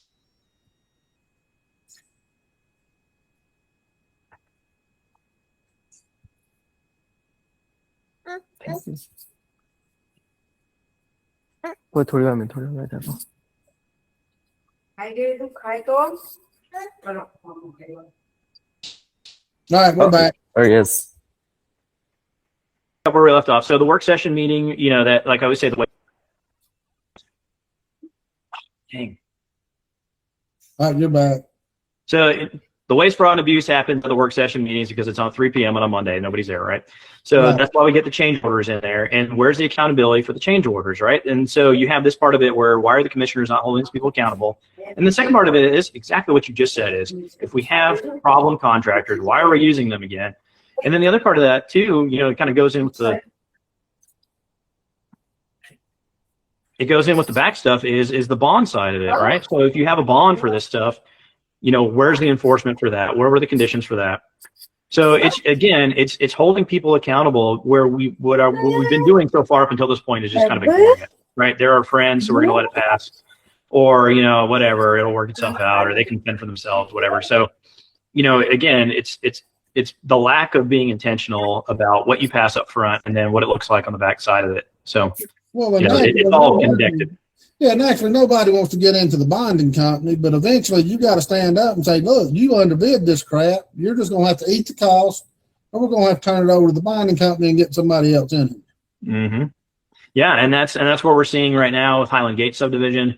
There was a problem with that. They got the EPD involved in there now, so hopefully there'll be some solution to that problem. But Is Highland Gates a Cook's community? So Cook is who was building the houses. Hulsey Environmental is who did the sewer. And How old is the subdivision? It's not very old. I mean, some of the houses in there are brand new. It was one of those where it was built in stages.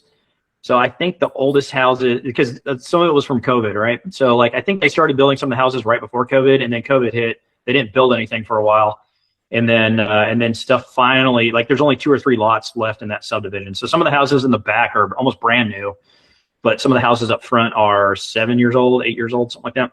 I gotcha. Well, I usually compare Cook communities to DR Horton, which is notorious for building shoddy houses all around the country. So this is our local level DR Horton, if you will. right. Well, Yep. they're not really local anymore. Cook's expanded out to Alabama and a couple other places now. Hey, I mean, that money's great. Why not expand? It's all And- over Southeast. Well, and you look at Cook, when you start looking through all the campaign contributions, they have people all over donating as individuals. You start searching who these people are and look at their LinkedIn pages and where they come up, and they're greasing some palms around here. There's nobody in our race that's taking money from Cook Communities. Surely there's not anybody. But but that stuff's got to stop, and I think you're going to do a good job trying to battle that. And one way I think you can get more transparency is, like say with Greg Poole, and I'm not picking on him, but he's the only one that the Three Amigos team up on. Mm-hmm. If they promise him in private that they're going to vote a certain way and then backstab him at the meetings, you're going to have to call them out in front of everybody. Hey, why did you lie to me? Greg said, you lied to me, but we don't know what the hell they lied to him about. When it's commission time at the end, you call them to the carpet and say, look, we've got to be transparent to these people. This is my district. I want to know why in the world you would vote against me when I don't want this. Yeah, and I think that's like specifically on the Greg part, I think obviously his heart's in the right place, but we don't always get the follow through sometimes, right? So like it would be nice, I think of that one, it was during the Ben Parks application, and then the that kind of free chapel related community home that was after it, where Greg and Billy were vocally going at it, like right behind David's back. They were like going at it, right? And Billy made some comment, why don't you say it into the microphone? And it's like, it would be nice to have that in the commission time of like, bring the receipts, right? Like you said this on this date, you said this, I have an email right here that says this, or I have a phone conversation right here. So like bring that. That's the point of the commission time, in my opinion. And I agree wholeheartedly with Steve, because he's been saying that ever since I've been talking to him. He's like, if you're in there and you're screaming into the wind, he's like, the commission time is when you put them on blast. Yeah. And it's like, there's a tact to it. You can't right off the bat do that. I mean, you do have to handle it a certain way, but that's the entirely appropriate time to lay everything out for the record on what happened in the background. And like I said, I mean, we don't get that right now. We haven't seen any of that in the commission time. We do get general complaints sometimes, but we don't get the record of like, you told me this and you didn't do it, and this is what just happened in this meeting, right? So yeah, that becomes the nuclear option.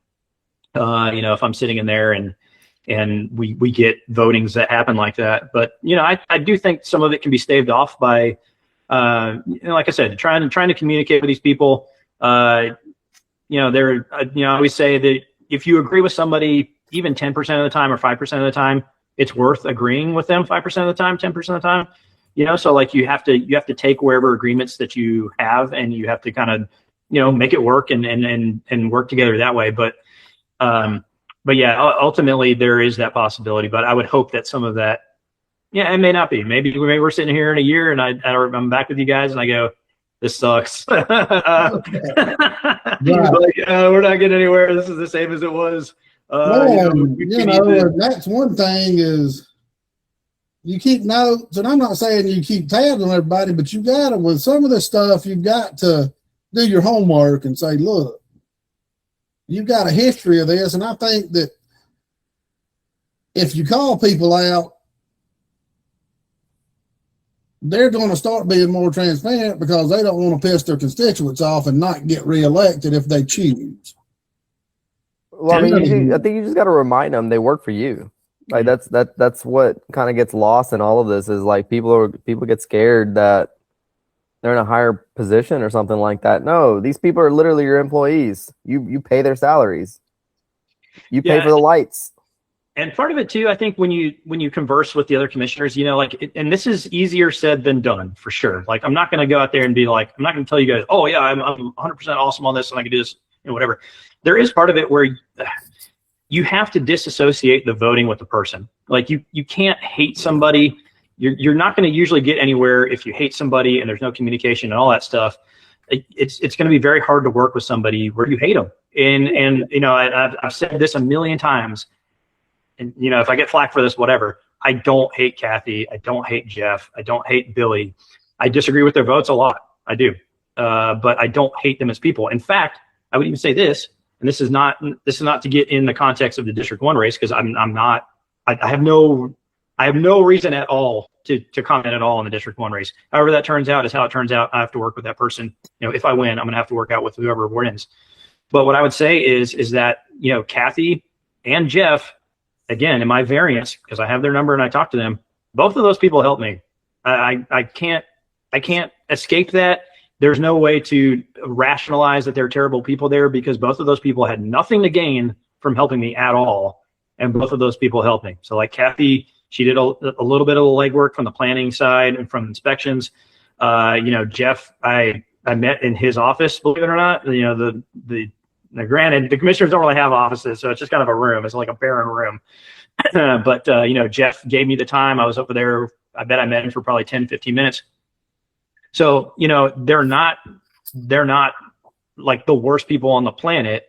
They're people that we either don't know why they're voting for it, or unfortunately they're doing things for a personal gain. But ultimately, you have to work with them, right? So like you can't just call them out and be like, Jeff's the worst person on the planet and he lies all the time. He does all this stuff. It's like you have to do it from the context of these are what the facts are. And I guess it's like anything, right? If you're going to argue with anything, you have to try to keep your emotions out of it as much as possible. But you just have to lay out what happened, right? This is the email. This is what you said you were going to do. You didn't do it. So, well, and I think that's what gets lost. Is I've got a lot of friends that I love to death. I hang out with, but would I put them on a planning commission or something like that? No. I mean, it takes a certain type of person, and what people don't understand is we're not dogging these people out personally. I mean, when we get them on here, we talk about we're talking about their votes and how they go about things.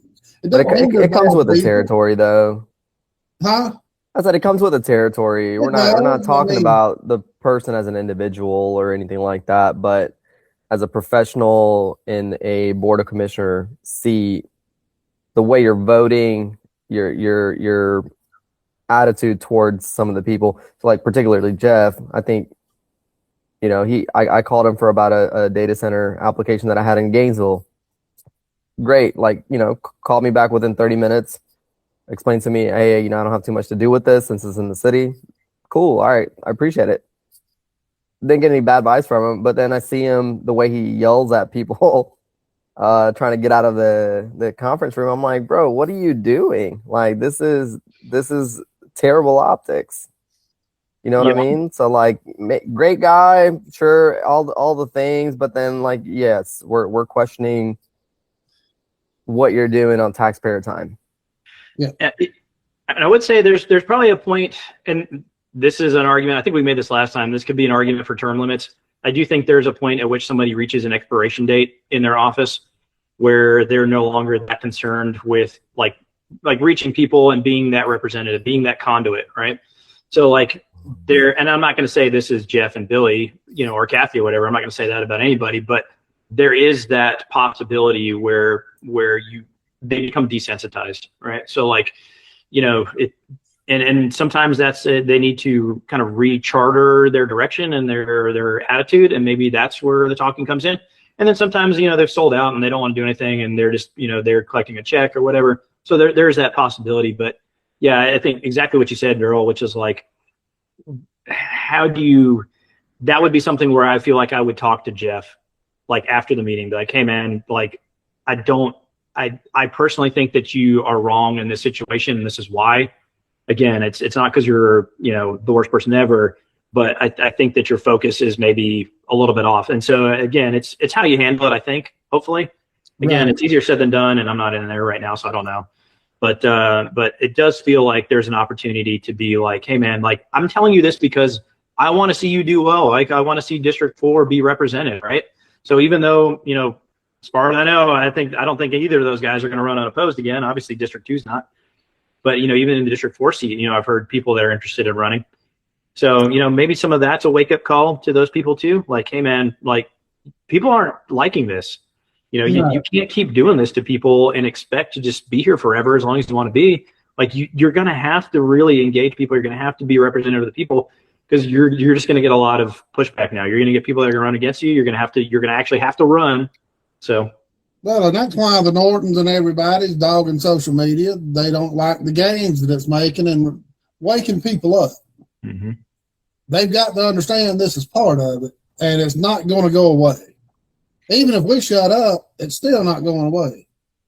This man, I was thought about this point, and then we went out because my connection's awful. This is exactly what I was thinking about with the comprehensive plan. This is why nobody in the upper levels. This is why commissioners, county government, the development authority. This is why nobody wants people to know what's going on. Because let's say, for the sake of the argument here, that you get 50% of the people to fill out the comprehensive plan, right? So now the comprehensive plan is aware, and people have had their feedback. So 110,000 people. What do you think those 110,000 people are going to do? Are they just going to be like, oh yeah, hey, don't worry about it? Those people are not going to be engaged, right? So if you take the time to fill out the stuff for the comprehensive plan, you're going to be like, okay, well then what did it do, right? So now you're going to follow along to the voting meetings. Now you're going to see, like, if you know about crap.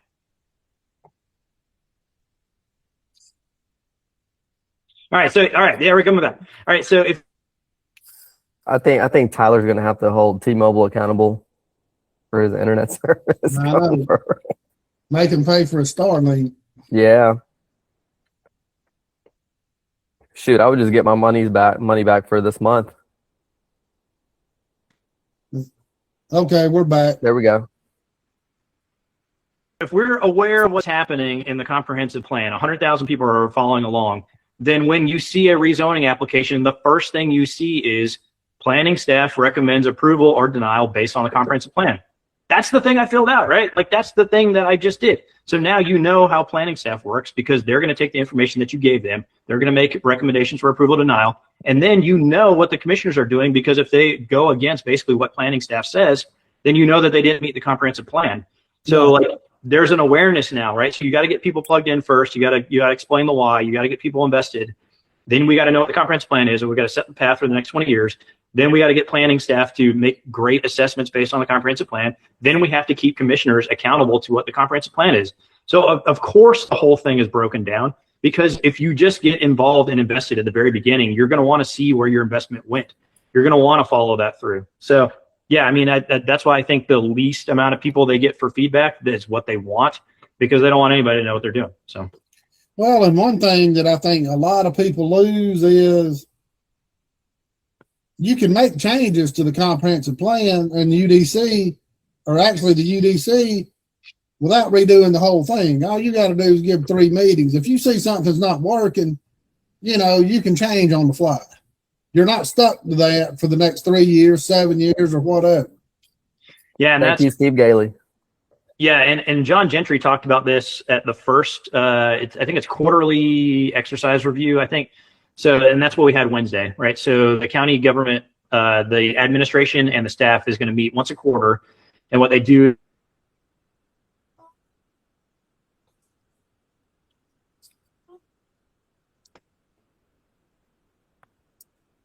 Sunspots.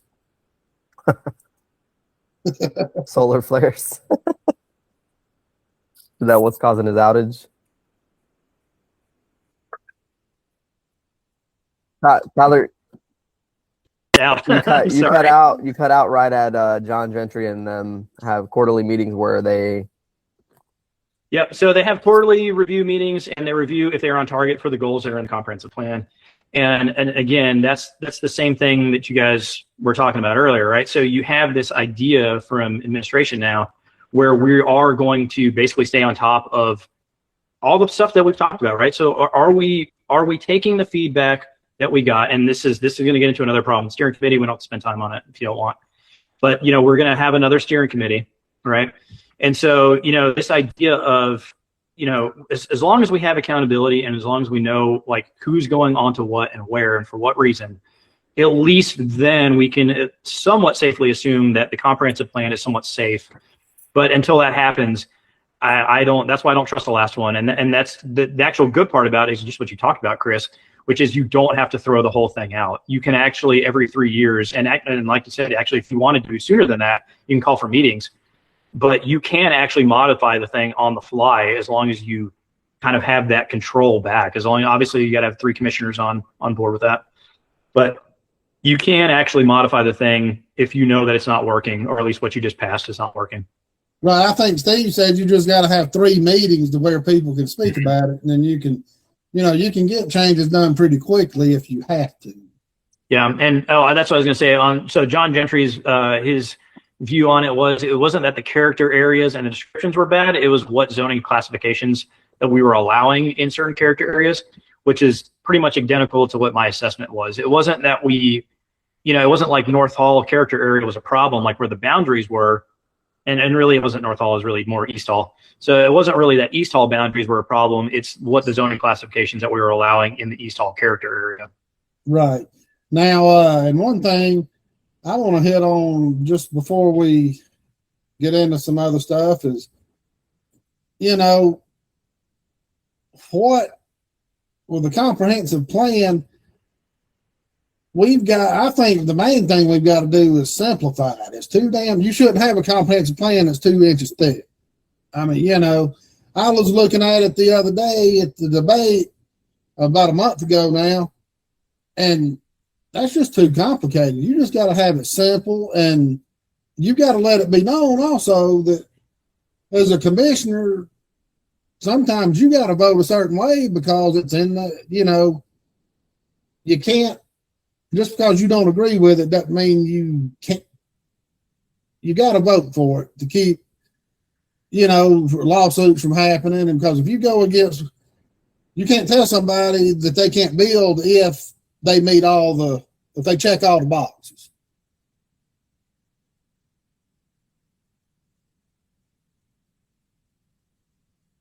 Frozen in time.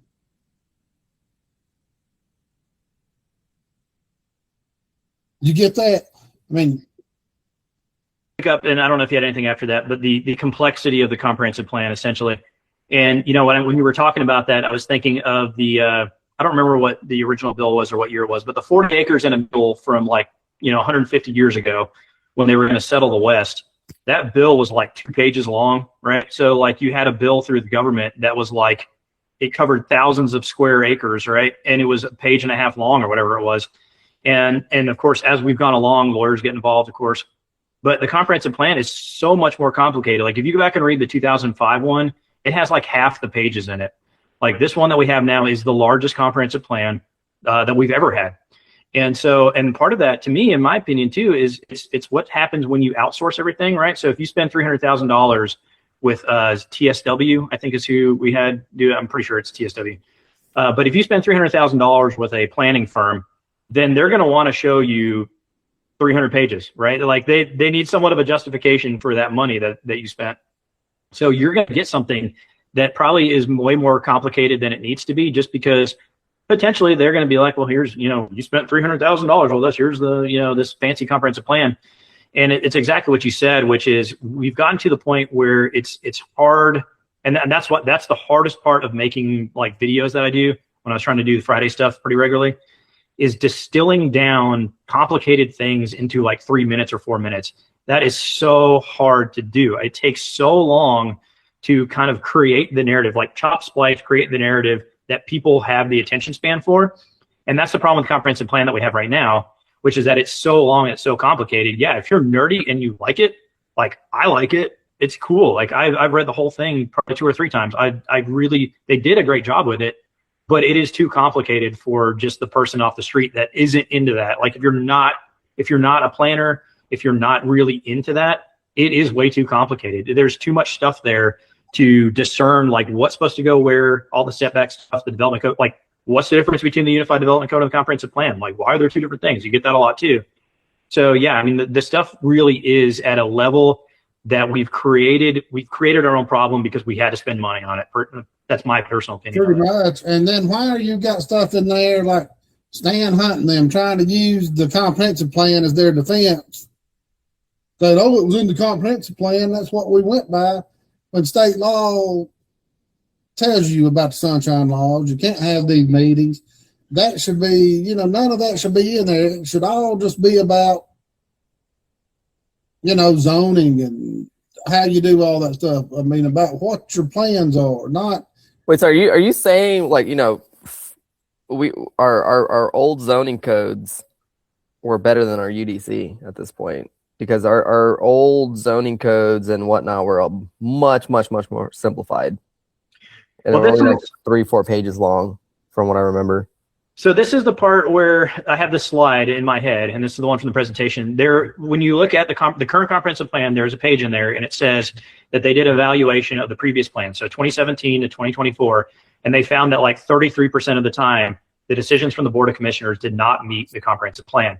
And that was part of their justification for increasing the complexity of the comprehensive plan, because what they said was that the vast majority of those 33%, which is like 90 applications, I think, almost all of those applications were planned developments. So they were either planned residential, planned commercial, or planned industrial. And so what they did is they created more character areas. And so they created more character areas where things could potentially go in, because they were trying to break up the map, because it used to be that all of East Hall and North Hall was under a rural designation. And so what they did is they created about 3 character areas just for that area that only had 1 last time. So then they were going to say, well, this is inland port, so now you can have this. The other real giant abuse, and I know I sound like a broken record on this, was the employment and business nodes corridors. The employment and business nodes corridors is the Wild West of our zoning. It allows almost everything. And that single corridor, what they classify as that corridor, it like tripled in size. Like almost everything in the county that is a major state route is that now. So that's really where the stuff came from, is they created this corridor, and now we're going to allow anything in it. Well, you see everybody that was on the planning steering meeting and whatnot, it makes complete sense as to let it be the Wild West, so we can put whatever that we want when we want it. Yeah, and that's kind of an incrementalism, right? So what we were going to do, what it feels like was what we're going to do, and I know we talked about this last time, so we don't spend a ton of time on it. Incrementalism. So we're going to pass something here, and then we're going to let it spread, right? It's the cancer. It's going to spread out. So now we're going to take over White Sulphur. Now we're going to take over Keiko Mill Road. Right. So we created this way that we can just put stuff here. It's going to piss everybody off around it. We're going to grow it out. And then we're going to slowly we're going to expand the corridors. We're going to create more character areas. So now we're going to have a character area that's immediately around the corridor. Right. So even though we were in a rural designation, now what we have is suburban neighborhood low density or suburban neighborhood medium density, and it surrounds the corridor. So we allow everything in the corridor that we want in there. Then we change the rural designation to suburban neighborhood, which is immediately around the corridor. Now we allow the high density there. And then we're going to slowly start creeping away from 365, from 129. So we're going to take everything that has frontage, and then we're going to move to the next road. And then we're going to move to the next road. So, when I look at it, incrementalism, and that was what my comment was at every meeting, was we need clearly defined boundaries. We have to know where this development is going to stop. Right. So like if it's just an open door and we just say, hey, we're going to allow this in the future here, nobody knows if they're going to have a warehouse or whatever next door to them. So if I live off Bob Bryant Road, or I live off A.L. Mangum Road, or I live off of Roy Parks Road, I don't know if I'm going to have a warehouse next door to me, because every time that we have a renewal for this thing, the corridor gets larger, my character area changes.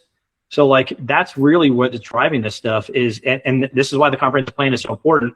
They have to do this by the comprehensive plan. They have to change the comprehensive plan, because again, if it doesn't meet the comprehensive plan, then the commissioners are free to deny them, and they have no standing in court. So that's why they have to do it through the comprehensive plan.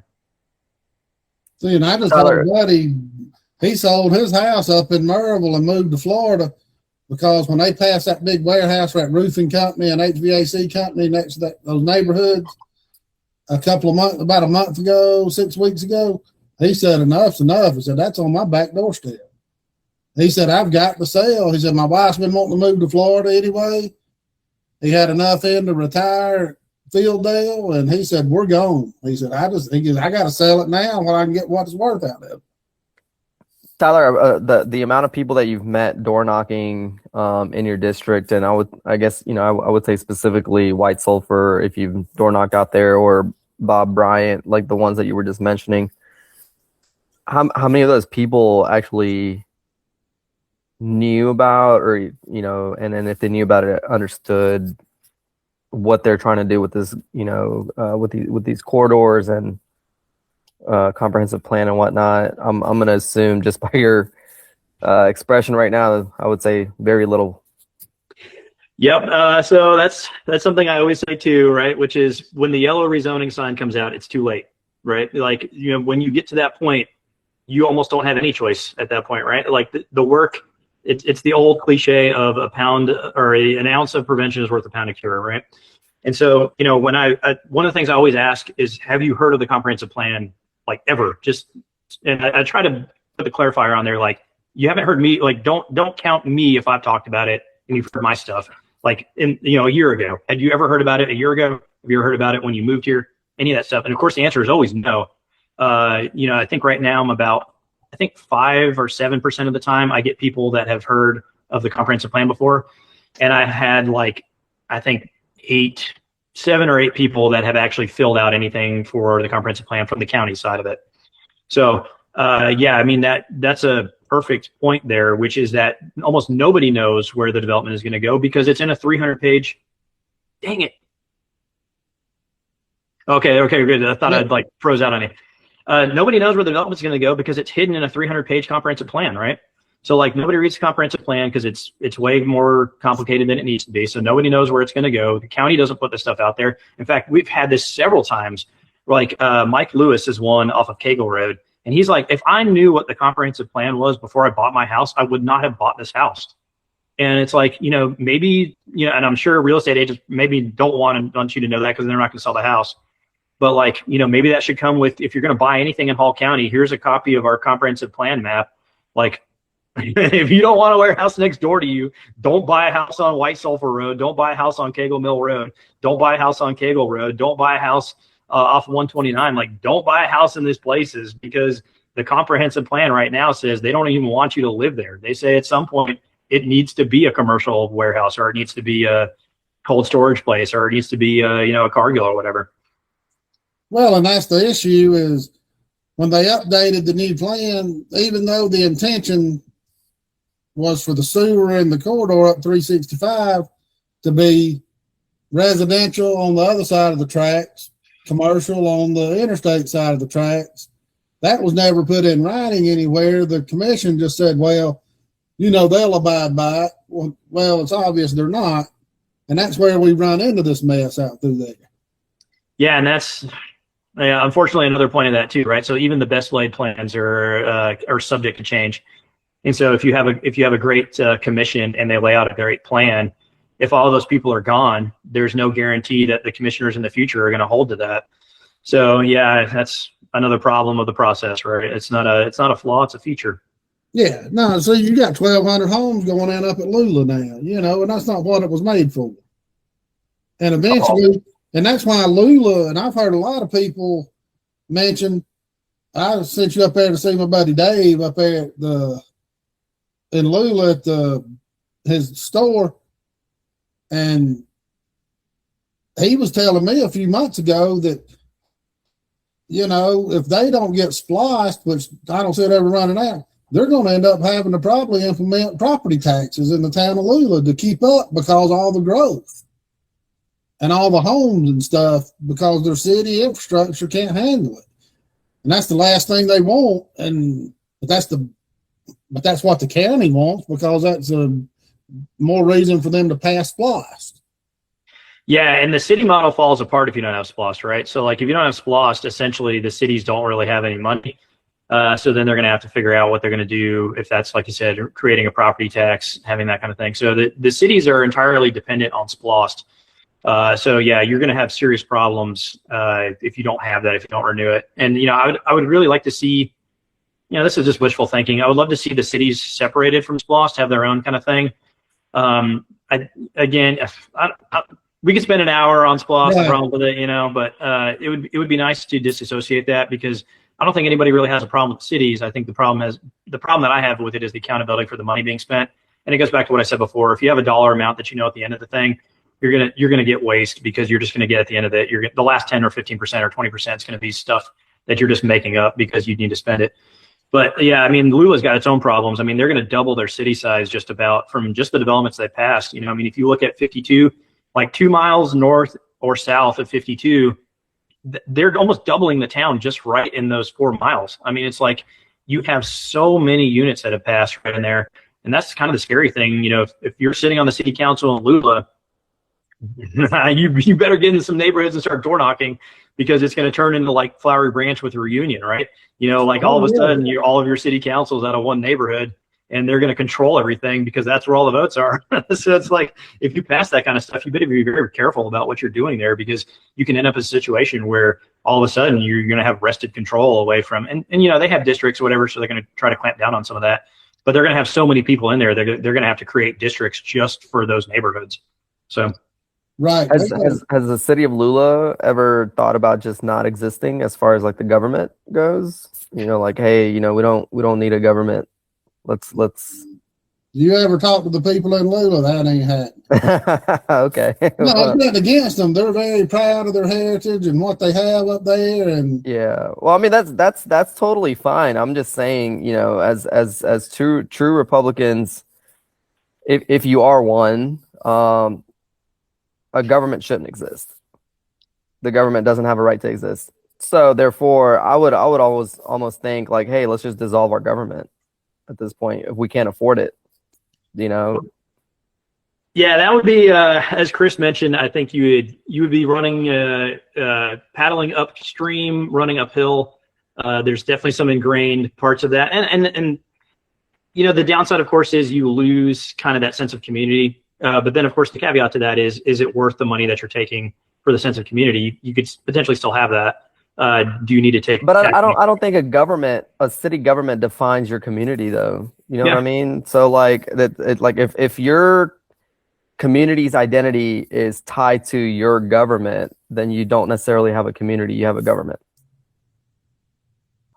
I mean, that's the way I look at it.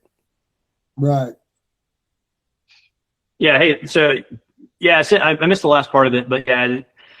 The easier version of what we're talking about here, at least in what we can do, of course, is getting rid of Rest Haven. So at least, Lula's, there's a lot of infrastructure. Well, for a city, it's got a decent amount of infrastructure. You'd have a lot of problems and concerns with trying to do that. But, we do have an option right now to get rid of a town, right? We can get rid of Rest Haven. We need to get rid of Rest Haven. Yeah, absolutely. And the problem, of course, there is, and we've had several applications recently here. Everything that you've seen at a voting meeting that's off of Gainesville Highway, they had a problem where the city of Rest Haven was no longer issuing permits for them. And they've realized now that they're going to be in unincorporated Hall County. And so when you have basically a trailer park in one neighborhood left in a city like that, why do you exist? Because you're getting $28,000 from Hall County SPLOST. You're getting about $30,000 from Gwinnett County SPLOST. So why do you exist? So does the city of Rest Haven have one city councilman woman? Dude, it's so sketchy. I mean, so they have 5 council members, I guess. They have a mayor, and then 5. And the crazy part, you're gonna love this. Of the 4 council members that are not the mayor, there's a man and wife, there's 2 guys and 2 women on there, and then they're married. So one of the guys is married to one of the women, and one of the other guys is married to the other woman. So it's basically 2 husband and wives and a mayor. And that's whose Rest Haven city government is. And like I said, there's 40 people in this town. It's what in the world? It was just a giant waste of anything at all. Right. And then you go look at their SPLOST, and they have a city attorney, right? They have who's paying that's the city? That's got to be the most kosher job, because you have nothing to deal with ever. It's got to be. It's a complete waste. They outsource most of their stuff to the city of Buford. So their planning and zoning and their building stuff is technically run by the city of Buford. Right. Amazing. Now, let's change the gears right here before we end up. The past couple of days, we've had some mudslinging from one of the candidates, and that was kind of a shock to me, because up until 3 days ago, District 3 has been a pretty calm race. I mean, it's been cordial. There's been no bad words said between anybody, none of the candidates. You all seem to be working together, and then just out of nowhere, they're knocking on you for the super PAC, which you've got no control of. They're knocking on you being born in California. I mean, there's 3 things that you can pretty much count on. You can't help who your parents are. You can't help where you were born. You can't help where you live until you're 18. I mean, you have no control over that stuff. And then they claim you tried to change all of North Hall by building your barn, wanting to make it all industrial. Yeah, the frustrating part about that kind of the accusation on because I've seen that a couple times where it's like, didn't you know he tried to rezone to industrial or whatever? And the frustrating part about that is like, if you had ever heard my story, and we did 2.5 hours at one time, right? So I mean, like, you guys know my story. I've talked about it every single time. If you knew that I had a rezoning, you would also have known that it failed, and I came back later when I read the code and got a variance. So it's like, how do you get half the story, right? So the only way that I feel like you can get half the story is somebody's only telling you half the story, right? So, and that's why I'm not surprised to see the plan. Yeah, that's the dirty politics that I had to call them out on yesterday. It's because they're completely leaving context out of it. But that's politics in general at this point in this entire country. I think me and Chris both were kind of shocked that it came down to a local level like this. Where it's just like everything's just being thrown out there out of context. They're trying to catering to that Trump MAGA base. Like, do you know he's from California? He's an undercover Democrat. Like you're trying to make it sound like you're Gavin Newsom's nephew or something. Yeah, and it's exactly what you said there, which is, the implication, of course, right? We're going to only tell you half the story because we want to do your thinking for you, right? And that's why I like talking to you guys so much. I think that's why we've been friends for a while now here. It's like, I was talking about this with my wife last night. It's like, there's people out there, you guys are that way, Steve's that way, where you don't buy things at face value. You want to do your own homework, right? So you'll take whatever somebody tells you, right? But I'm not going to just swallow it hook, line, and sinker. I'm going to do my own homework, and I'm going to look into it. I'm going to see if it makes sense. And that's, I think, those of us that are at least interested in searching for the truth, that's why it's kind of easy to poke holes in it, because it's like, this just doesn't sound right. Like, there's just not like there's pieces missing. Like, when you hear that, you're like, okay, so like if I was a secret Californian and I was going to turn it into like, whatever, like,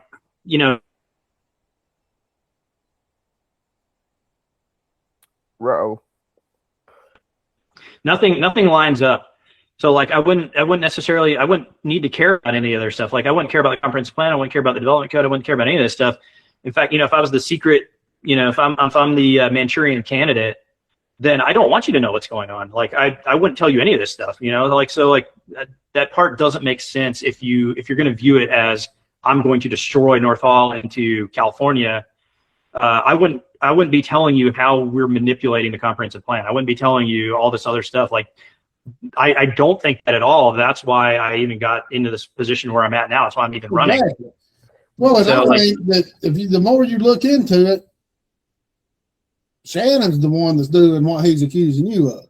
He's trying to flip the script here. And then on top of that, he's got his buddy, our city county commissioner, Greg Poole, doing his bidding up on the county commission stand. I mean, he dogged you one time, called you a freaking moron or whatever because of the culvert we brought up the last time. Then do we have any more culvert news? On the culvert again the other night. Yeah, the other night he brings the culvert up again after everybody's already forgotten about it. Yeah, I guess we can clear the air on the culvert, right? Because he was dead right in the middle of that crap, And so I'll give him, and again, I'm not above extending grace to people if they deserve it. So maybe there is a situation where, we weren't clear enough when it got brought up, and for whatever reason he thinks that we don't know what we're talking about or whatever. And it's kind of a weird story, and I've told this to several people online. And the whole thing comes back. Well, actually, there's 3 parts of it, right? So the first part of it is, how did a private road, in my opinion, it's private, how did Harrington Road get on the radar for basically over $400,000 worth of culvert and repaving? That road is a private driveway for 2 people. It's a private driveway for the Mansfield mansion. It's a private driveway for the Benz family. Beautiful houses, gorgeous houses. I mean, just beautiful houses. So, but how did they get the money approved for this thing? And then, Greg owns 100 acres. That's right there. And he has an easement on Harrington Road. And so, even if it was a above the board, he didn't, and this is what he's been saying, is that he didn't request it, and that's fine. Okay, I get it. The problem is, and it comes back to, that's why I pulled it up here, and I've got it pulled up. So hopefully I don't lose you guys on it. You were ready for it. I know, because I was like, I knew it was going to come up. The problem is that because he owns 100 acres right there, there is a section in the code that says if, and it's, I'll even have it right here. If you guys want to nerd out, because I know people are like, oh, where's the code on it? So in the International Fire Code, it's section 503.1.1. It talks about approved fire apparatus access roads. Sorry if this is too nerdy. And it says Appendix D 107.1, and it says developments of 1 or 2 family dwellings where the number of dwelling units exceeds 120 shall be provided with 2 separate and approved fire apparatus access roads. And so the problem is that his neighborhood, if he does a neighborhood right there, which he can, and this is a problem with the comprehensive plan, right? He owned 100 acres. I think he bought it in 2016. It got moved into the employment and business nodes corridors, right? It's right there off of 365, right there at White Sulphur 365. It will be a development at some point, right? It only makes sense because we're developing all 365. So if he does a development that's right there, well, actually, let me back up. If Greg doesn't do a development at all, there's no problem, right? I don't have a problem with it. You know, he can own land and maybe he can flip it to somebody else and make money, you know, a couple of years down the road. The problem is if he does a development. And so if he does a development that's more than 120 units per that D 107.1, he's going to need a secondary fire apparatus access road. And the only secondary fire apparatus access road that he would have is off of Harrington Road. And so that's the private drive. So when we spent the $400,000 on it, we essentially, if he does that development, we pay, the taxpayers paid for him to have a secondary fire apparatus access road. So again, if he doesn't do it, it's no problem. You know, I don't have a problem with it. If he flips it and doesn't do a development, great. You know, but if he does a development there, in my opinion, if he voted on it, he voted on, and he may not say this, he may not say, oh, I didn't know anything because I didn't know the code or I didn't know whatever. He may plead ignorance to it. But ultimately, he voted on money to be spent, which he would potentially use in the future for that secondary access road. And then the third part of this, and this is the part where Rich came in. Rich is this guy that I met, again, door knocking, right? He's off of Harmony Church Road. He's off of Hazelnut Drive. I guess we don't want to give his private information off, but he's off of Harmony Church Road. And so I'm talking to Rich, and he goes, you know, and I did the whole video on it, right? The county started fixing his culvert. I guess there was some problem with it. Something happened. The county started fixing his thing, and they left it in the middle of it. The county did not finish his culvert. And, you know, that's in the video. There's about 10 feet left of where they needed to extend the pipe into. In my opinion, they need to put a junction box there, and then that'll go right under the road. So it's a small project. It's 10 feet of pipe. It's like a 12-inch pipe, I think, something like that, or maybe it's a 20-inch pipe. It's like one section of pipe, a junction box, and you're done. That's all it's there. And Rich has been trying for years. He's been trying for years to get this thing done. He's reached out to everyone. He reached out to, you know, the county. He reached out to engineering. He reached out to Public Works. He reached out to the city of Gainesville. Public Works. Bro. So essentially, Rich is trying to find who's responsible for this problem because it's in the right of way. It's not his property. And everyone tells him it's not our problem. It's somebody else. He gets the runaround from everyone he talks to. And he has all these emails, right? He has all the receipts, right? So he talked to like 4 different groups and they all told him it's somebody else. And so I go down there and I go, man, can we at least not get this thing fixed? And he goes, well, I'm going to reach out to Greg. And so he does. He has it. I have it pulled up. We'll read that too while we're looking at it since we're talking about things that actually exist. On an email dated Thursday, April 16th, 2026 at 10:47 a.m., right? So Rich writes him an email and he says, good morning, Greg. I'm hoping you can help me before you leave office. I'm trying to get a culvert in front of my house fixed by the county water department. They dug it up to clean the pipes. They left it a mess since 2022. I asked them to please add the new section of pipe and bury them, but they have ignored my request. Greg Poole, in his response, now he said at the work session meeting, he has never asked for a culvert. All right. He's never asked for one. Well, on Thursday, April 16th at 10:47 a.m., he says, I have forwarded your message to the acting county administrator and assistant administrator. I will email you back when I hear something. Rich has never heard back from Greg. So again, I don't have anything against Greg, whatever, you know, it's fine. Again, like I said, I think his heart's in the right place a lot of the times. But ultimately in this situation, he is wrong. He asked the county to help Rich, allegedly, right, to have this culvert fixed. And then also, too, the problem with the secondary fire apparatus access road that we paid money for, that in my opinion, the county should not be responsible for Harrington Road. I say anybody that is watching this, Go drive down Harrington Road. It is not a road. It doesn't go anywhere. It's not an AASHTO standard road. It is a private driveway. There is no reason for us, the county taxpayers, to spend $400-something thousand on these culverts and this road paving when it's two people. There's two people down there, and then apparently, in that one situation, there's hardly anybody ever there. It's not even their primary residence. Then that old Oakwood Road sat there for a year, washed out. Yeah, and Corey, Corey brought that up to me the last time we got together. He was like, how long old Oakwood Road was destroyed, or had cones out there and all this kind of stuff. So, if Greg's going to plead ignorance, then and he's going to say, hey, I didn't have anything to do with it, which is entirely possible, right? That's a possibility.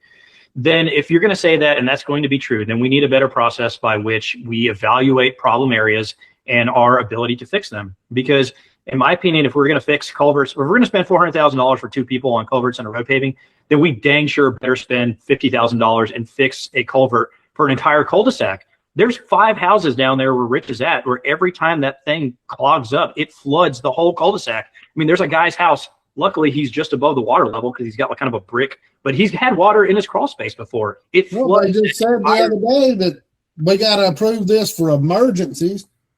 Is flooding houses not an emergency?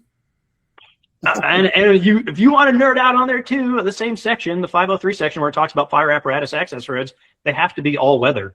And this was the problem in Ben Parks Road. We brought it up with there was one of the conditions we talked about, the entrance for Thumbs Up Mission on Ben Parks Road. I know this is such a weird tangent, but that road, part of it, that road is in a floodplain. So if you read that code and you interpret all weather to be all weather, true all weather, I don't know how you build a road that's in a floodplain like that, because that's not all weather. So, in a 10-year event flood, that road, that access road will be underwater. So, it's like, again, it's that idea of, how do things get put on a schedule? How do we fix them? But if somebody's really complaining, if we have a whole cul-de-sac of 5 people, 5 houses, and they're like, please help us fix this. We have a huge problem with this every time it floods. We've got to go out there and fix it. Like, that's what we do. That's where we're taking money from them, right? We're taking your property taxes. You're paying us money. We got to go fix it. Well, and then here Greg is up on the stand. He wants to hide behind his religion, talk about how Christian he is. He's a preacher, and then he's going to sit here and lie to us about that, and then look you dead in the eye and said, I only brought that up to make a point because they're here tonight. Why don't you have the guts to say your name? Call me out, call Daryl out, call you out. And then right after that in commission time, he said, oh yeah, when you cast your vote this election, vote for the people that are from here, not people that's moved in or whatever. I mean, come on, man. Why don't you just say vote for Shannon? Yeah, and that's, unfortunate, but I've in a weird way, I've always felt like I need to do 2 things. One, I need to give people a reason to vote for me, right? So I can't just dog Shannon. I can't just dog anybody else. Like I feel like any candidate would do a lot better to give you a reason to vote for them, right? So that's why I've never worried about what anybody else was doing. I've always felt like the race, I was just going to run like on my own, like I didn't care who was going to run. I don't really care what anybody else is really saying to a degree. Now, obviously, if it's stupid stuff, I feel like obviously you can address it. But if somebody's telling you how great they are, I don't have a reason to knock down whatever they did. That's why it was funny when it came up with the planning commission stuff. It was like that whole context was weird because here you go, and I never said anything, right? So like the whole reason why I never said anything at the start of this, and why kind of I felt like Shannon was able to kind of take credit for it. I didn't want any credit for it. Like I was really honestly worried that because I had a meeting, and I guess we'll keep people's names out of it because one of them still works for the county. But I was really honestly worried that in the meeting that I had, where I'm sitting across the hallway from the meeting room that they were all meeting in for the Open Meetings Act violations, when I saw all of them walk out on September 2nd, it was the day after Labor Day, right? So we had a meeting on Tuesday because normally they would have had it on Monday, but they had it on that Tuesday because of Labor Day. I'm in that room. I see them walk out, and really, I mentioned it to Jody, which is how, and I think she's in that affidavit, right? I never wanted anybody to know that why I was up there, what I was doing, because what I was really worried about was John and Robert getting fired. I did not want these people to get fired for them thinking that they set up this thing that they just put, Tyler just happened to be here or whatever, all this stuff. So I was really very worried on the backlash of the people that I was in that meeting with. Barry Shaw was up there. I didn't want anything to happen to these guys because like I didn't want the county administration to be like, the only reason I was up there was to basically, sink this whole thing or whatever. And it wasn't like that at all. I just happened to be there for a plans review meeting, which is why I was meeting with building inspections. But, the same thing applies to, that previous context of, like you have to, if you're going to put yourself out there, again, you still have to give a reason why, but it's got to make sense, right? You can't just like crap on somebody or just slander somebody. Like that's still not a reason to vote for you. Maybe somebody buys it, but ultimately it's not in my opinion, a solid way to run a campaign or to be a candidate. There's so many other things going on that are so much more important than where somebody was born or, somebody that has no planning experience or whatever. It's like, dude, I just wrote 15 conditions for thumbs up mission. They didn't use any of them, but I wrote 15 conditions. I've been at pretty much every voting meeting that I can. I've written plenty of write-ups for a number of applications. And so it's like that stuff to me is way more important and way more of a valid reason to vote for somebody than some of the stuff that gets put out there. So like I said, it's unfortunate, and I can't do anything other than say, hey, I don't believe this is a real reason to not vote for me. But, we'll keep plugging away. We'll do what we're doing. Well, and I think you've done a great job of giving people a reason to vote for you, and that's why you're in the position you're in. And people's asked me when after Viral and myself was questioning Shannon on all this stuff, and basically their campaign managers, would you take up for Shannon if the scripts were flipped? Well, yeah, I would take up for him because no candidate should be vilified for a super PAC supporting them that they didn't consent to. And that's when it comes back to knowing the whole story, right? Because if you don't know how super PACs work, then you do probably buy into that. But once you know how they work, you're like, dude, if I ever saw anybody with super PAC stuff, again, this is the conversation we just threw it away. Because it's like they had no choice over what it was. So if I see Shannon with a super PAC, that's why I said the signing that thing was stupid. Like I'm not going to sign their form or whatever because it doesn't matter if I sign it. It's worth like it. If I hire, like this is what's crazy.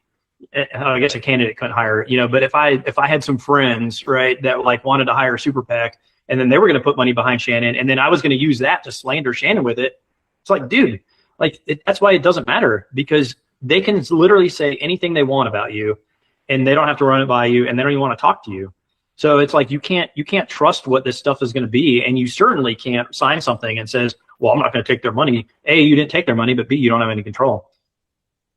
Especially with the super PACs, and we didn't bring it up before, everything that was on those flyers for you and Kathy, they got off of y'all's personal websites and Facebook pages and stuff. They literally had to stalk y'all to get y'all's information. I mean, and I took up for Kathy. I said, hell, she shouldn't be vilified for this and that, and that's enough about this stuff. And I wish it'd go back to just Shannon's qualifications against your qualifications. Yeah, and like you said, there's certainly reasons out there. If you're a District 1 voter, there's certainly reasons to not vote for Kathy. If you feel some kind of way on stuff, obviously. But yeah, like you said, I mean, those are vastly more important than a flyer that went out or like super PAC money. Just from the like what you said alone, which is if there's valid concerns there, bring those up. There's not anything from something that has no control over that's worth bringing up. It's the same thing as like I'm born in California. I had the same control over the super PAC as where I was born, right? Like it's stuff that doesn't matter, and it's like, okay, well, that sounds good, but again, it only sounds good if you know half the truth. Well, you moved here when you was like 12, 13 years old? You've been here since what, you was 12, 13? I'll say that again. You've been in Georgia since you were what, 12, 13 years old? 5. Oh, since you was 5 years old. Okay. Yeah. So basically you're a freaking Georgian. I'll take it. No, but I'm for real. I mean, you can't help, that's just craziness, And yeah. I just hope people see through the BS. I can't wait for mailers to go out that I'm not even from this country. Yeah, I was gonna say when you run, Vero, I guess you get to see all this stupid stuff ahead of time, so you know what to expect. Yeah, no, this is been an eye-opening viewpoint. Let's just put it like that. I don't know. I was looking at, I was watching Billy last night on the live stream, and I can't imagine he's gonna run again. Maybe he does, maybe he doesn't. But the dude's old. I would hope he's gonna kind of like ride off into the sunset also. I think he knows people are getting tired of his BS, but yeah, especially with the slap in the faces of these appointments, and the one that he got kind of called out on last night didn't do it, but the Bradley Dunkel one, and sitting out of all the meetings during suspending / firing the commissioners. And we know he said off the record, I'm not being a part of firing my friends. Yeah. It's funny. I saw did a Google search yesterday. Was trying to put together a little short video, but Billy wins re-election in 2008. He was partying with, and it's like these younger guys, and it's him and Steve Gilliam in the paper. And I was just like, oh, look at Steve. I love Steve, man. Steve's helped me out a ton with our data center stuff with the city of Gainesville. Personally, I think he's a great person. Again, great people. Billy's probably a great guy too, with everything he's involved in and stuff. But you're lining your pockets. Like we're not stupid, Like we know what you're doing. So that's the hard part with that. Like it's like we talked about earlier, right? You can have good people but bad votes, and then you can have, by the same inverse, right? You can have good votes but bad people. So it's like, that is such a part of that where like you have to disassociate that. And actually, you tied in very well with what I would say, if I'm sitting in the seat here in January, that conversation, not only with Kathy and Jeff, but then also with Billy too, like I would say, like, what do you guys want your legacy to be? Like, do you guys want the end of your term where everybody hates you and you literally have to like go out in the middle of the night because you're going to get beat up in the parking lot because you piss off so many people? Like, are you guys not thinking about what you guys, like, how you want to be remembered in your capacity as commissioner? So, I mean, I feel like that's something I would really want to ask of them, and really kind of understand, again, what their heart is and why they're doing it. But like, for the life of me, I can't see why they do what they do sometimes. But I think it's money drives a lot of people, and money helps people really not care about their legacy. Yep. As long as I get mine. Well, and that's one reason Steve Galey, he term limited himself. He would have he'd still be on the commission if he wanted to be. He said, look, we've got the commission in a great spot. The county's in a great spot. It's time for me to go. And we need, I wish more people were like that. Serve you 2 or 3 terms or whatever, and then just carry on, Yeah, I mean that's when your focus is your role is temporary, and you're a steward of that, right? So like I think that's where it comes back into the attitude that you have towards it. Again, expiration dates, and I think we talked about this last time. My favorite movie quote ever is like, you either die a hero or you live long enough to see yourself become the villain. Yeah, and it's such a great quote, even though it's from a Batman movie, but it's such a great quote. But then I also think too, like, man, you were just talking about it here for a second. I like drew a blank on it because I was out ahead of myself. See if I can. Yeah, maybe it'll come back to me. There was another point I was going to make after that, but I forgot it.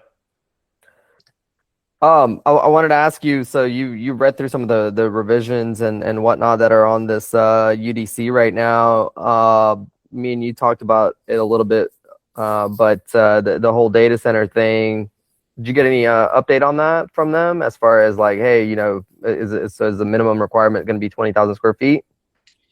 No, I haven't heard back anything specifically on any of the stuff that I brought up. Now I personally have not submitted anything in writing yet. I haven't really had time to do it, unfortunately.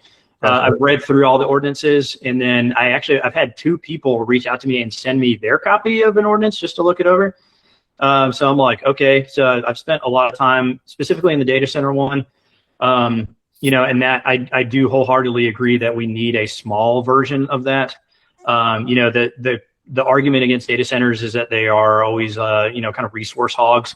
So it's like, if you have a small model that essentially takes up almost nothing, and you would never even notice it, it just looks like a generic metal building, and that's pretty much it. I think people might be more palatable to a data center model that looked like that, instead of we're going to do this on 100 acres and we're going to have the giant generators and we're going to just a massive industrial operation, essentially. So hopefully there's an avenue forward for that. We won't probably know. I mean, obviously we could talk to Katie. Katie is really kind of spearheading, and it obviously makes sense. She's planning director. But Katie's really spearheading the, as far as I know, the revisions to what they put out there. And so when I talked to Katie Wednesday, she was like, "Hey, send me everything that you've got." And actually, oddly enough, I've got a friend of mine that works for an engineering company, and I reached out to him because they do data center stuff as well. And I said, "Hey, man, whatever information that you've got and whatever you want to send to Hall County government, do it, because we're looking at revising our ordinance." So, I reached out to him and said, if there's something in there that you feel like is because I would think it's from the ask side, because I read some of the stuff where it's like, they want 1,000-foot setbacks and stuff, and I'm like, okay, that's not realistic. But some of the stuff from the decibel meter reading, right? So like if we're doing decibel meter readings at the property line, like sure, like what's a realistic number for that? What has passed in other municipalities? So I think the more information, and I greatly appreciate Katie for this. I'm going to shout out, Katie Ahmed. She's definitely of the same opinion, which is you can't have too much information. So like send me everything. So like send me the stuff from the engineering side of it. Send me the stuff from the, I can't remember we talked about this. I know Chris and I think we've talked about this. The idea that you could have a reactor, a small modular reactor in a data center powering the data center, instead of taking power basically away from the grid, it would power itself. So, if that's on the radar and they're building one, they're definitely building a small modular reactor. And was it Oak Island Laboratory? What's the one in Tennessee? Yeah. So whatever the Oak one is, Oak Island, I think. So they're doing a working model of that. So, I mean, it's stuff on the future, right? So if you're planning 3 years out, or if you're planning 20 years out, yeah, it's nice to have that stuff kind of, you kind of already know what's going to be on the horizon, because you're aware of what's going on. So, I think, from all the liquid, I think it's liquid to chip, I think stuff, right, is what kind of the current model of cooling is. So we've gone away from evaporative. And so, it's like the liquid, I think it's either to chip or direct to chip, something like that. But, from the cooling side of it, from the power side of it, how do you get out in front of those things? Well, the only way you can do that is by being informed, right? So you need everyone that has any kind of information on that. Send me whatever you got. So, I do feel like this time around, the county is wanting to be more proactive. They want to hear from people this time around. They're trying to be upfront about it. But again, it's a conversation from last time. If you have a populace that's generally ignorant of the comprehensive plan, you're still not going to get a lot of feedback, because they just don't know why it's important. Well, they're wanting to believe the crap from, and it's these anti-data center groups that bring up stuff that was only relevant to the first data centers ever built. They don't figure in that technology is so much better than the ones they built 20 years ago. And it's the same thing on the nuclear side. I've seen, all the stuff where it's like, Fukushima or whatever, okay, not only was that a long time ago, but, the designs where they've had problems with melting down have been 60, 70-year-old designs. Like where we're at now with like breeder reactors, the fluoride high, like the molten salt, like high temperature reactors, like that technology has come so far that if you're not aware of what's going on currently, like you're basically making decisions off of 56-year-old data. So like you really need to be aware of what's currently happening, what's being proposed. So yeah, I mean, that's why I kind of geek out on the data center stuff. It's fascinating. I mean, that's really kind of, people are gonna be like, he's pro data center or whatever. I'm just pro the right answer, right? So I'm not pro anything. I'm just pro, if it's going to be there, it needs to make sense. It needs to be the best we can do it. So if it makes sense, great. If it doesn't, then deny it. Like I'm not pro or against anything. I'm just pro. It needs to be the best application for Hall County. It doesn't need to be anything other than that. Yeah, no doubt. And I've heard a lot of people say that they didn't vote for you because you were anti-spliced. And I said, no, he's not anti-spliced. He just wants it to be implemented the correct way, and we need to make that clear. You're not anti-spliced. Well, I think you have maybe like somebody from Lula saying something like that, because we did kind of go in. Well, me personally, I was like, why should Lula even get a dime if they're not even contributing that much to it and whatnot? Yeah, I know the exact thread because I remember you and I, and then there was, two other people. I guess we don't need to bring their names in. Yeah. I think it was like a mayor or councilman of Lula too that got involved in that conversation. He was like, how dare you say something about Lula? I was like, bro, relax. I'm just looking at the numbers and I'm trying to understand it myself at this point. Yeah, it was a guy on the city council, but Chris? Maybe. But the idea is it's not like we're pro doing the best thing the best way. So like whatever that looks like, if that's through the SPLOS model, then great. But my problem has always been we can do the SPLOS model better. Like it's not that I'm anti-sale. I'm certainly not anti-sales tax by any means. I think the sales tax is I'm on the board of I think the sales tax is equally applied to everyone, right? So everyone is paying in sales tax because you got to buy stuff.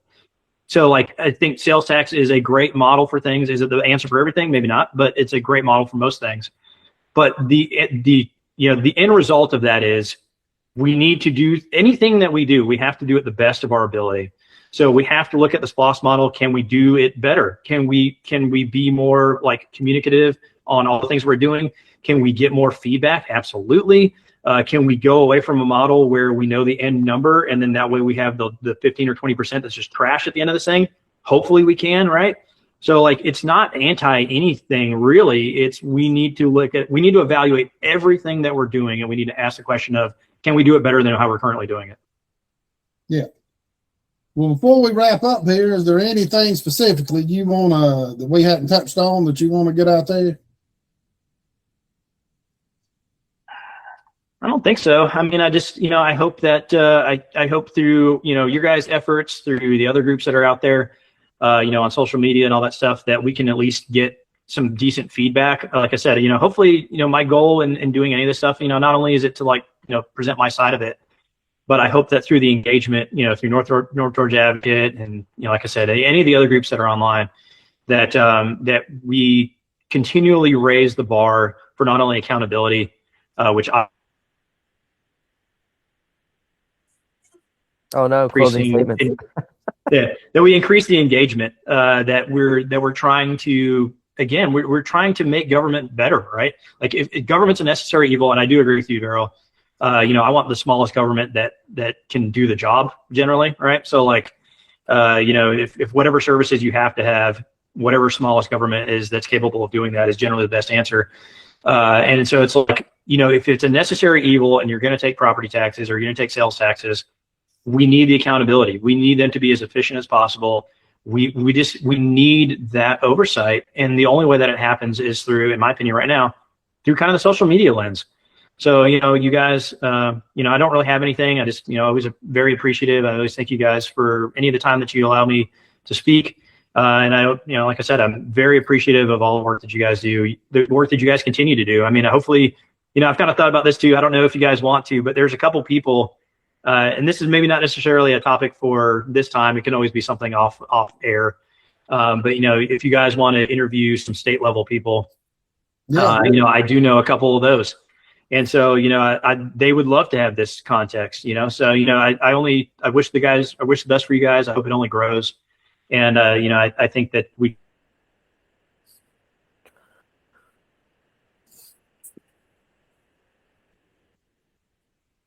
I think, sorry, breaking up there. But I think we can get some state stuff in here too. And there's an opportunity there for accountability at the state level.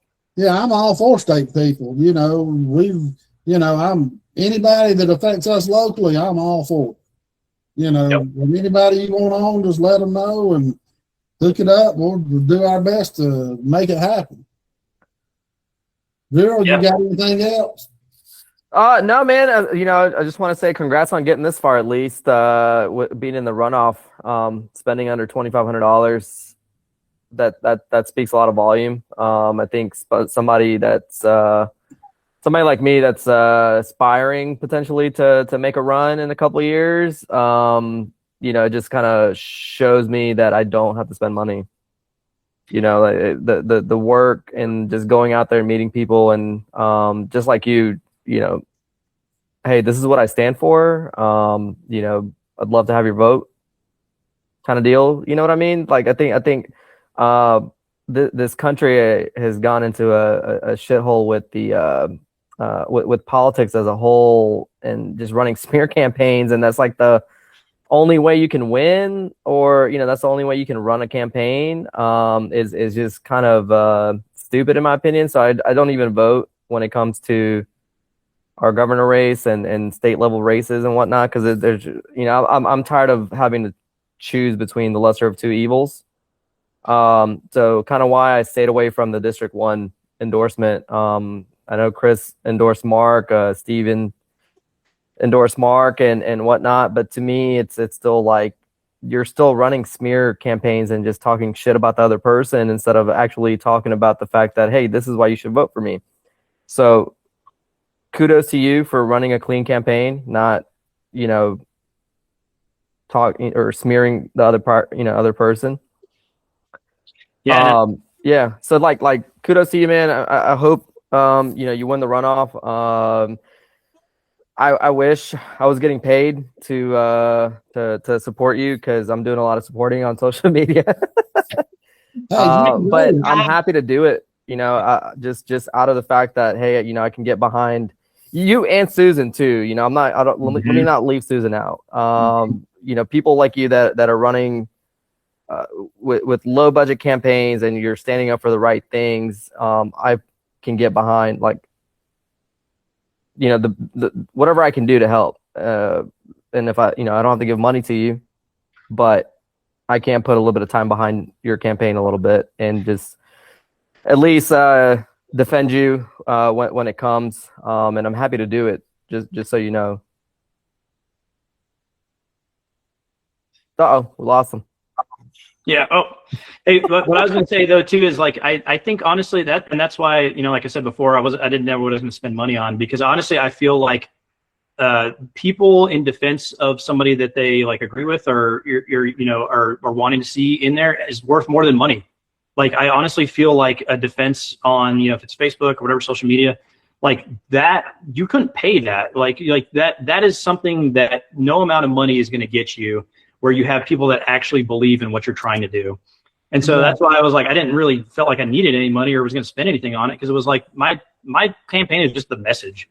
Like, if it's not me, then somebody else, great. But it's the message of, we have to take back Hall County government, and we have to be involved, and we have to do this stuff.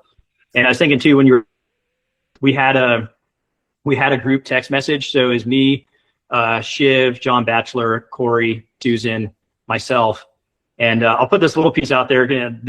I don't think anybody has ever talked about this in this sense here, but so we did have a group text, right?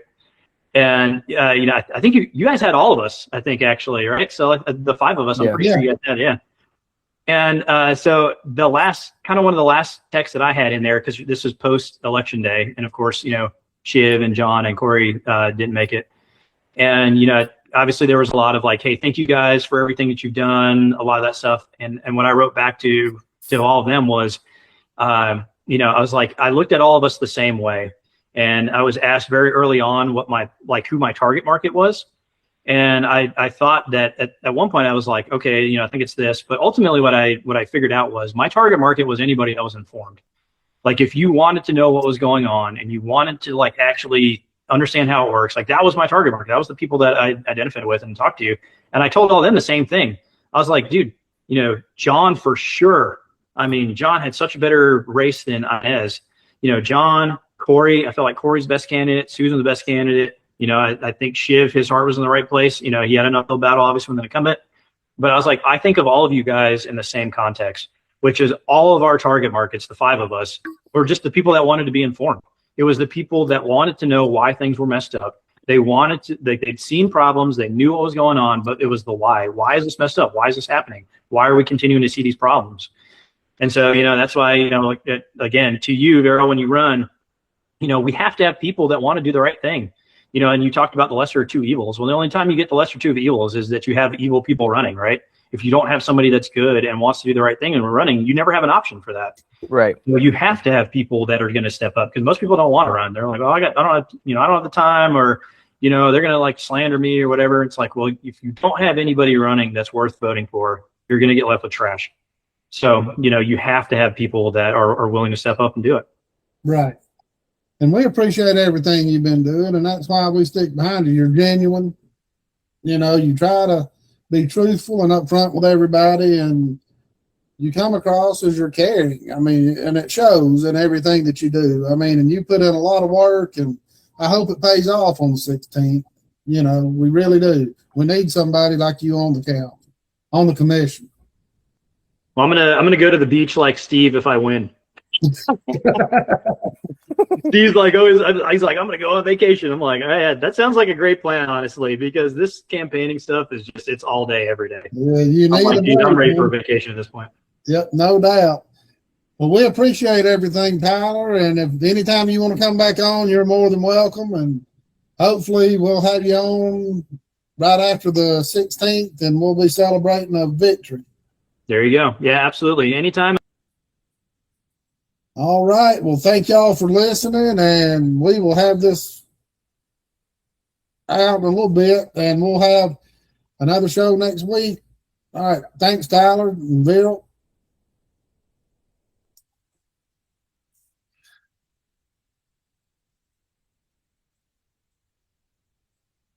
Damn. There we go.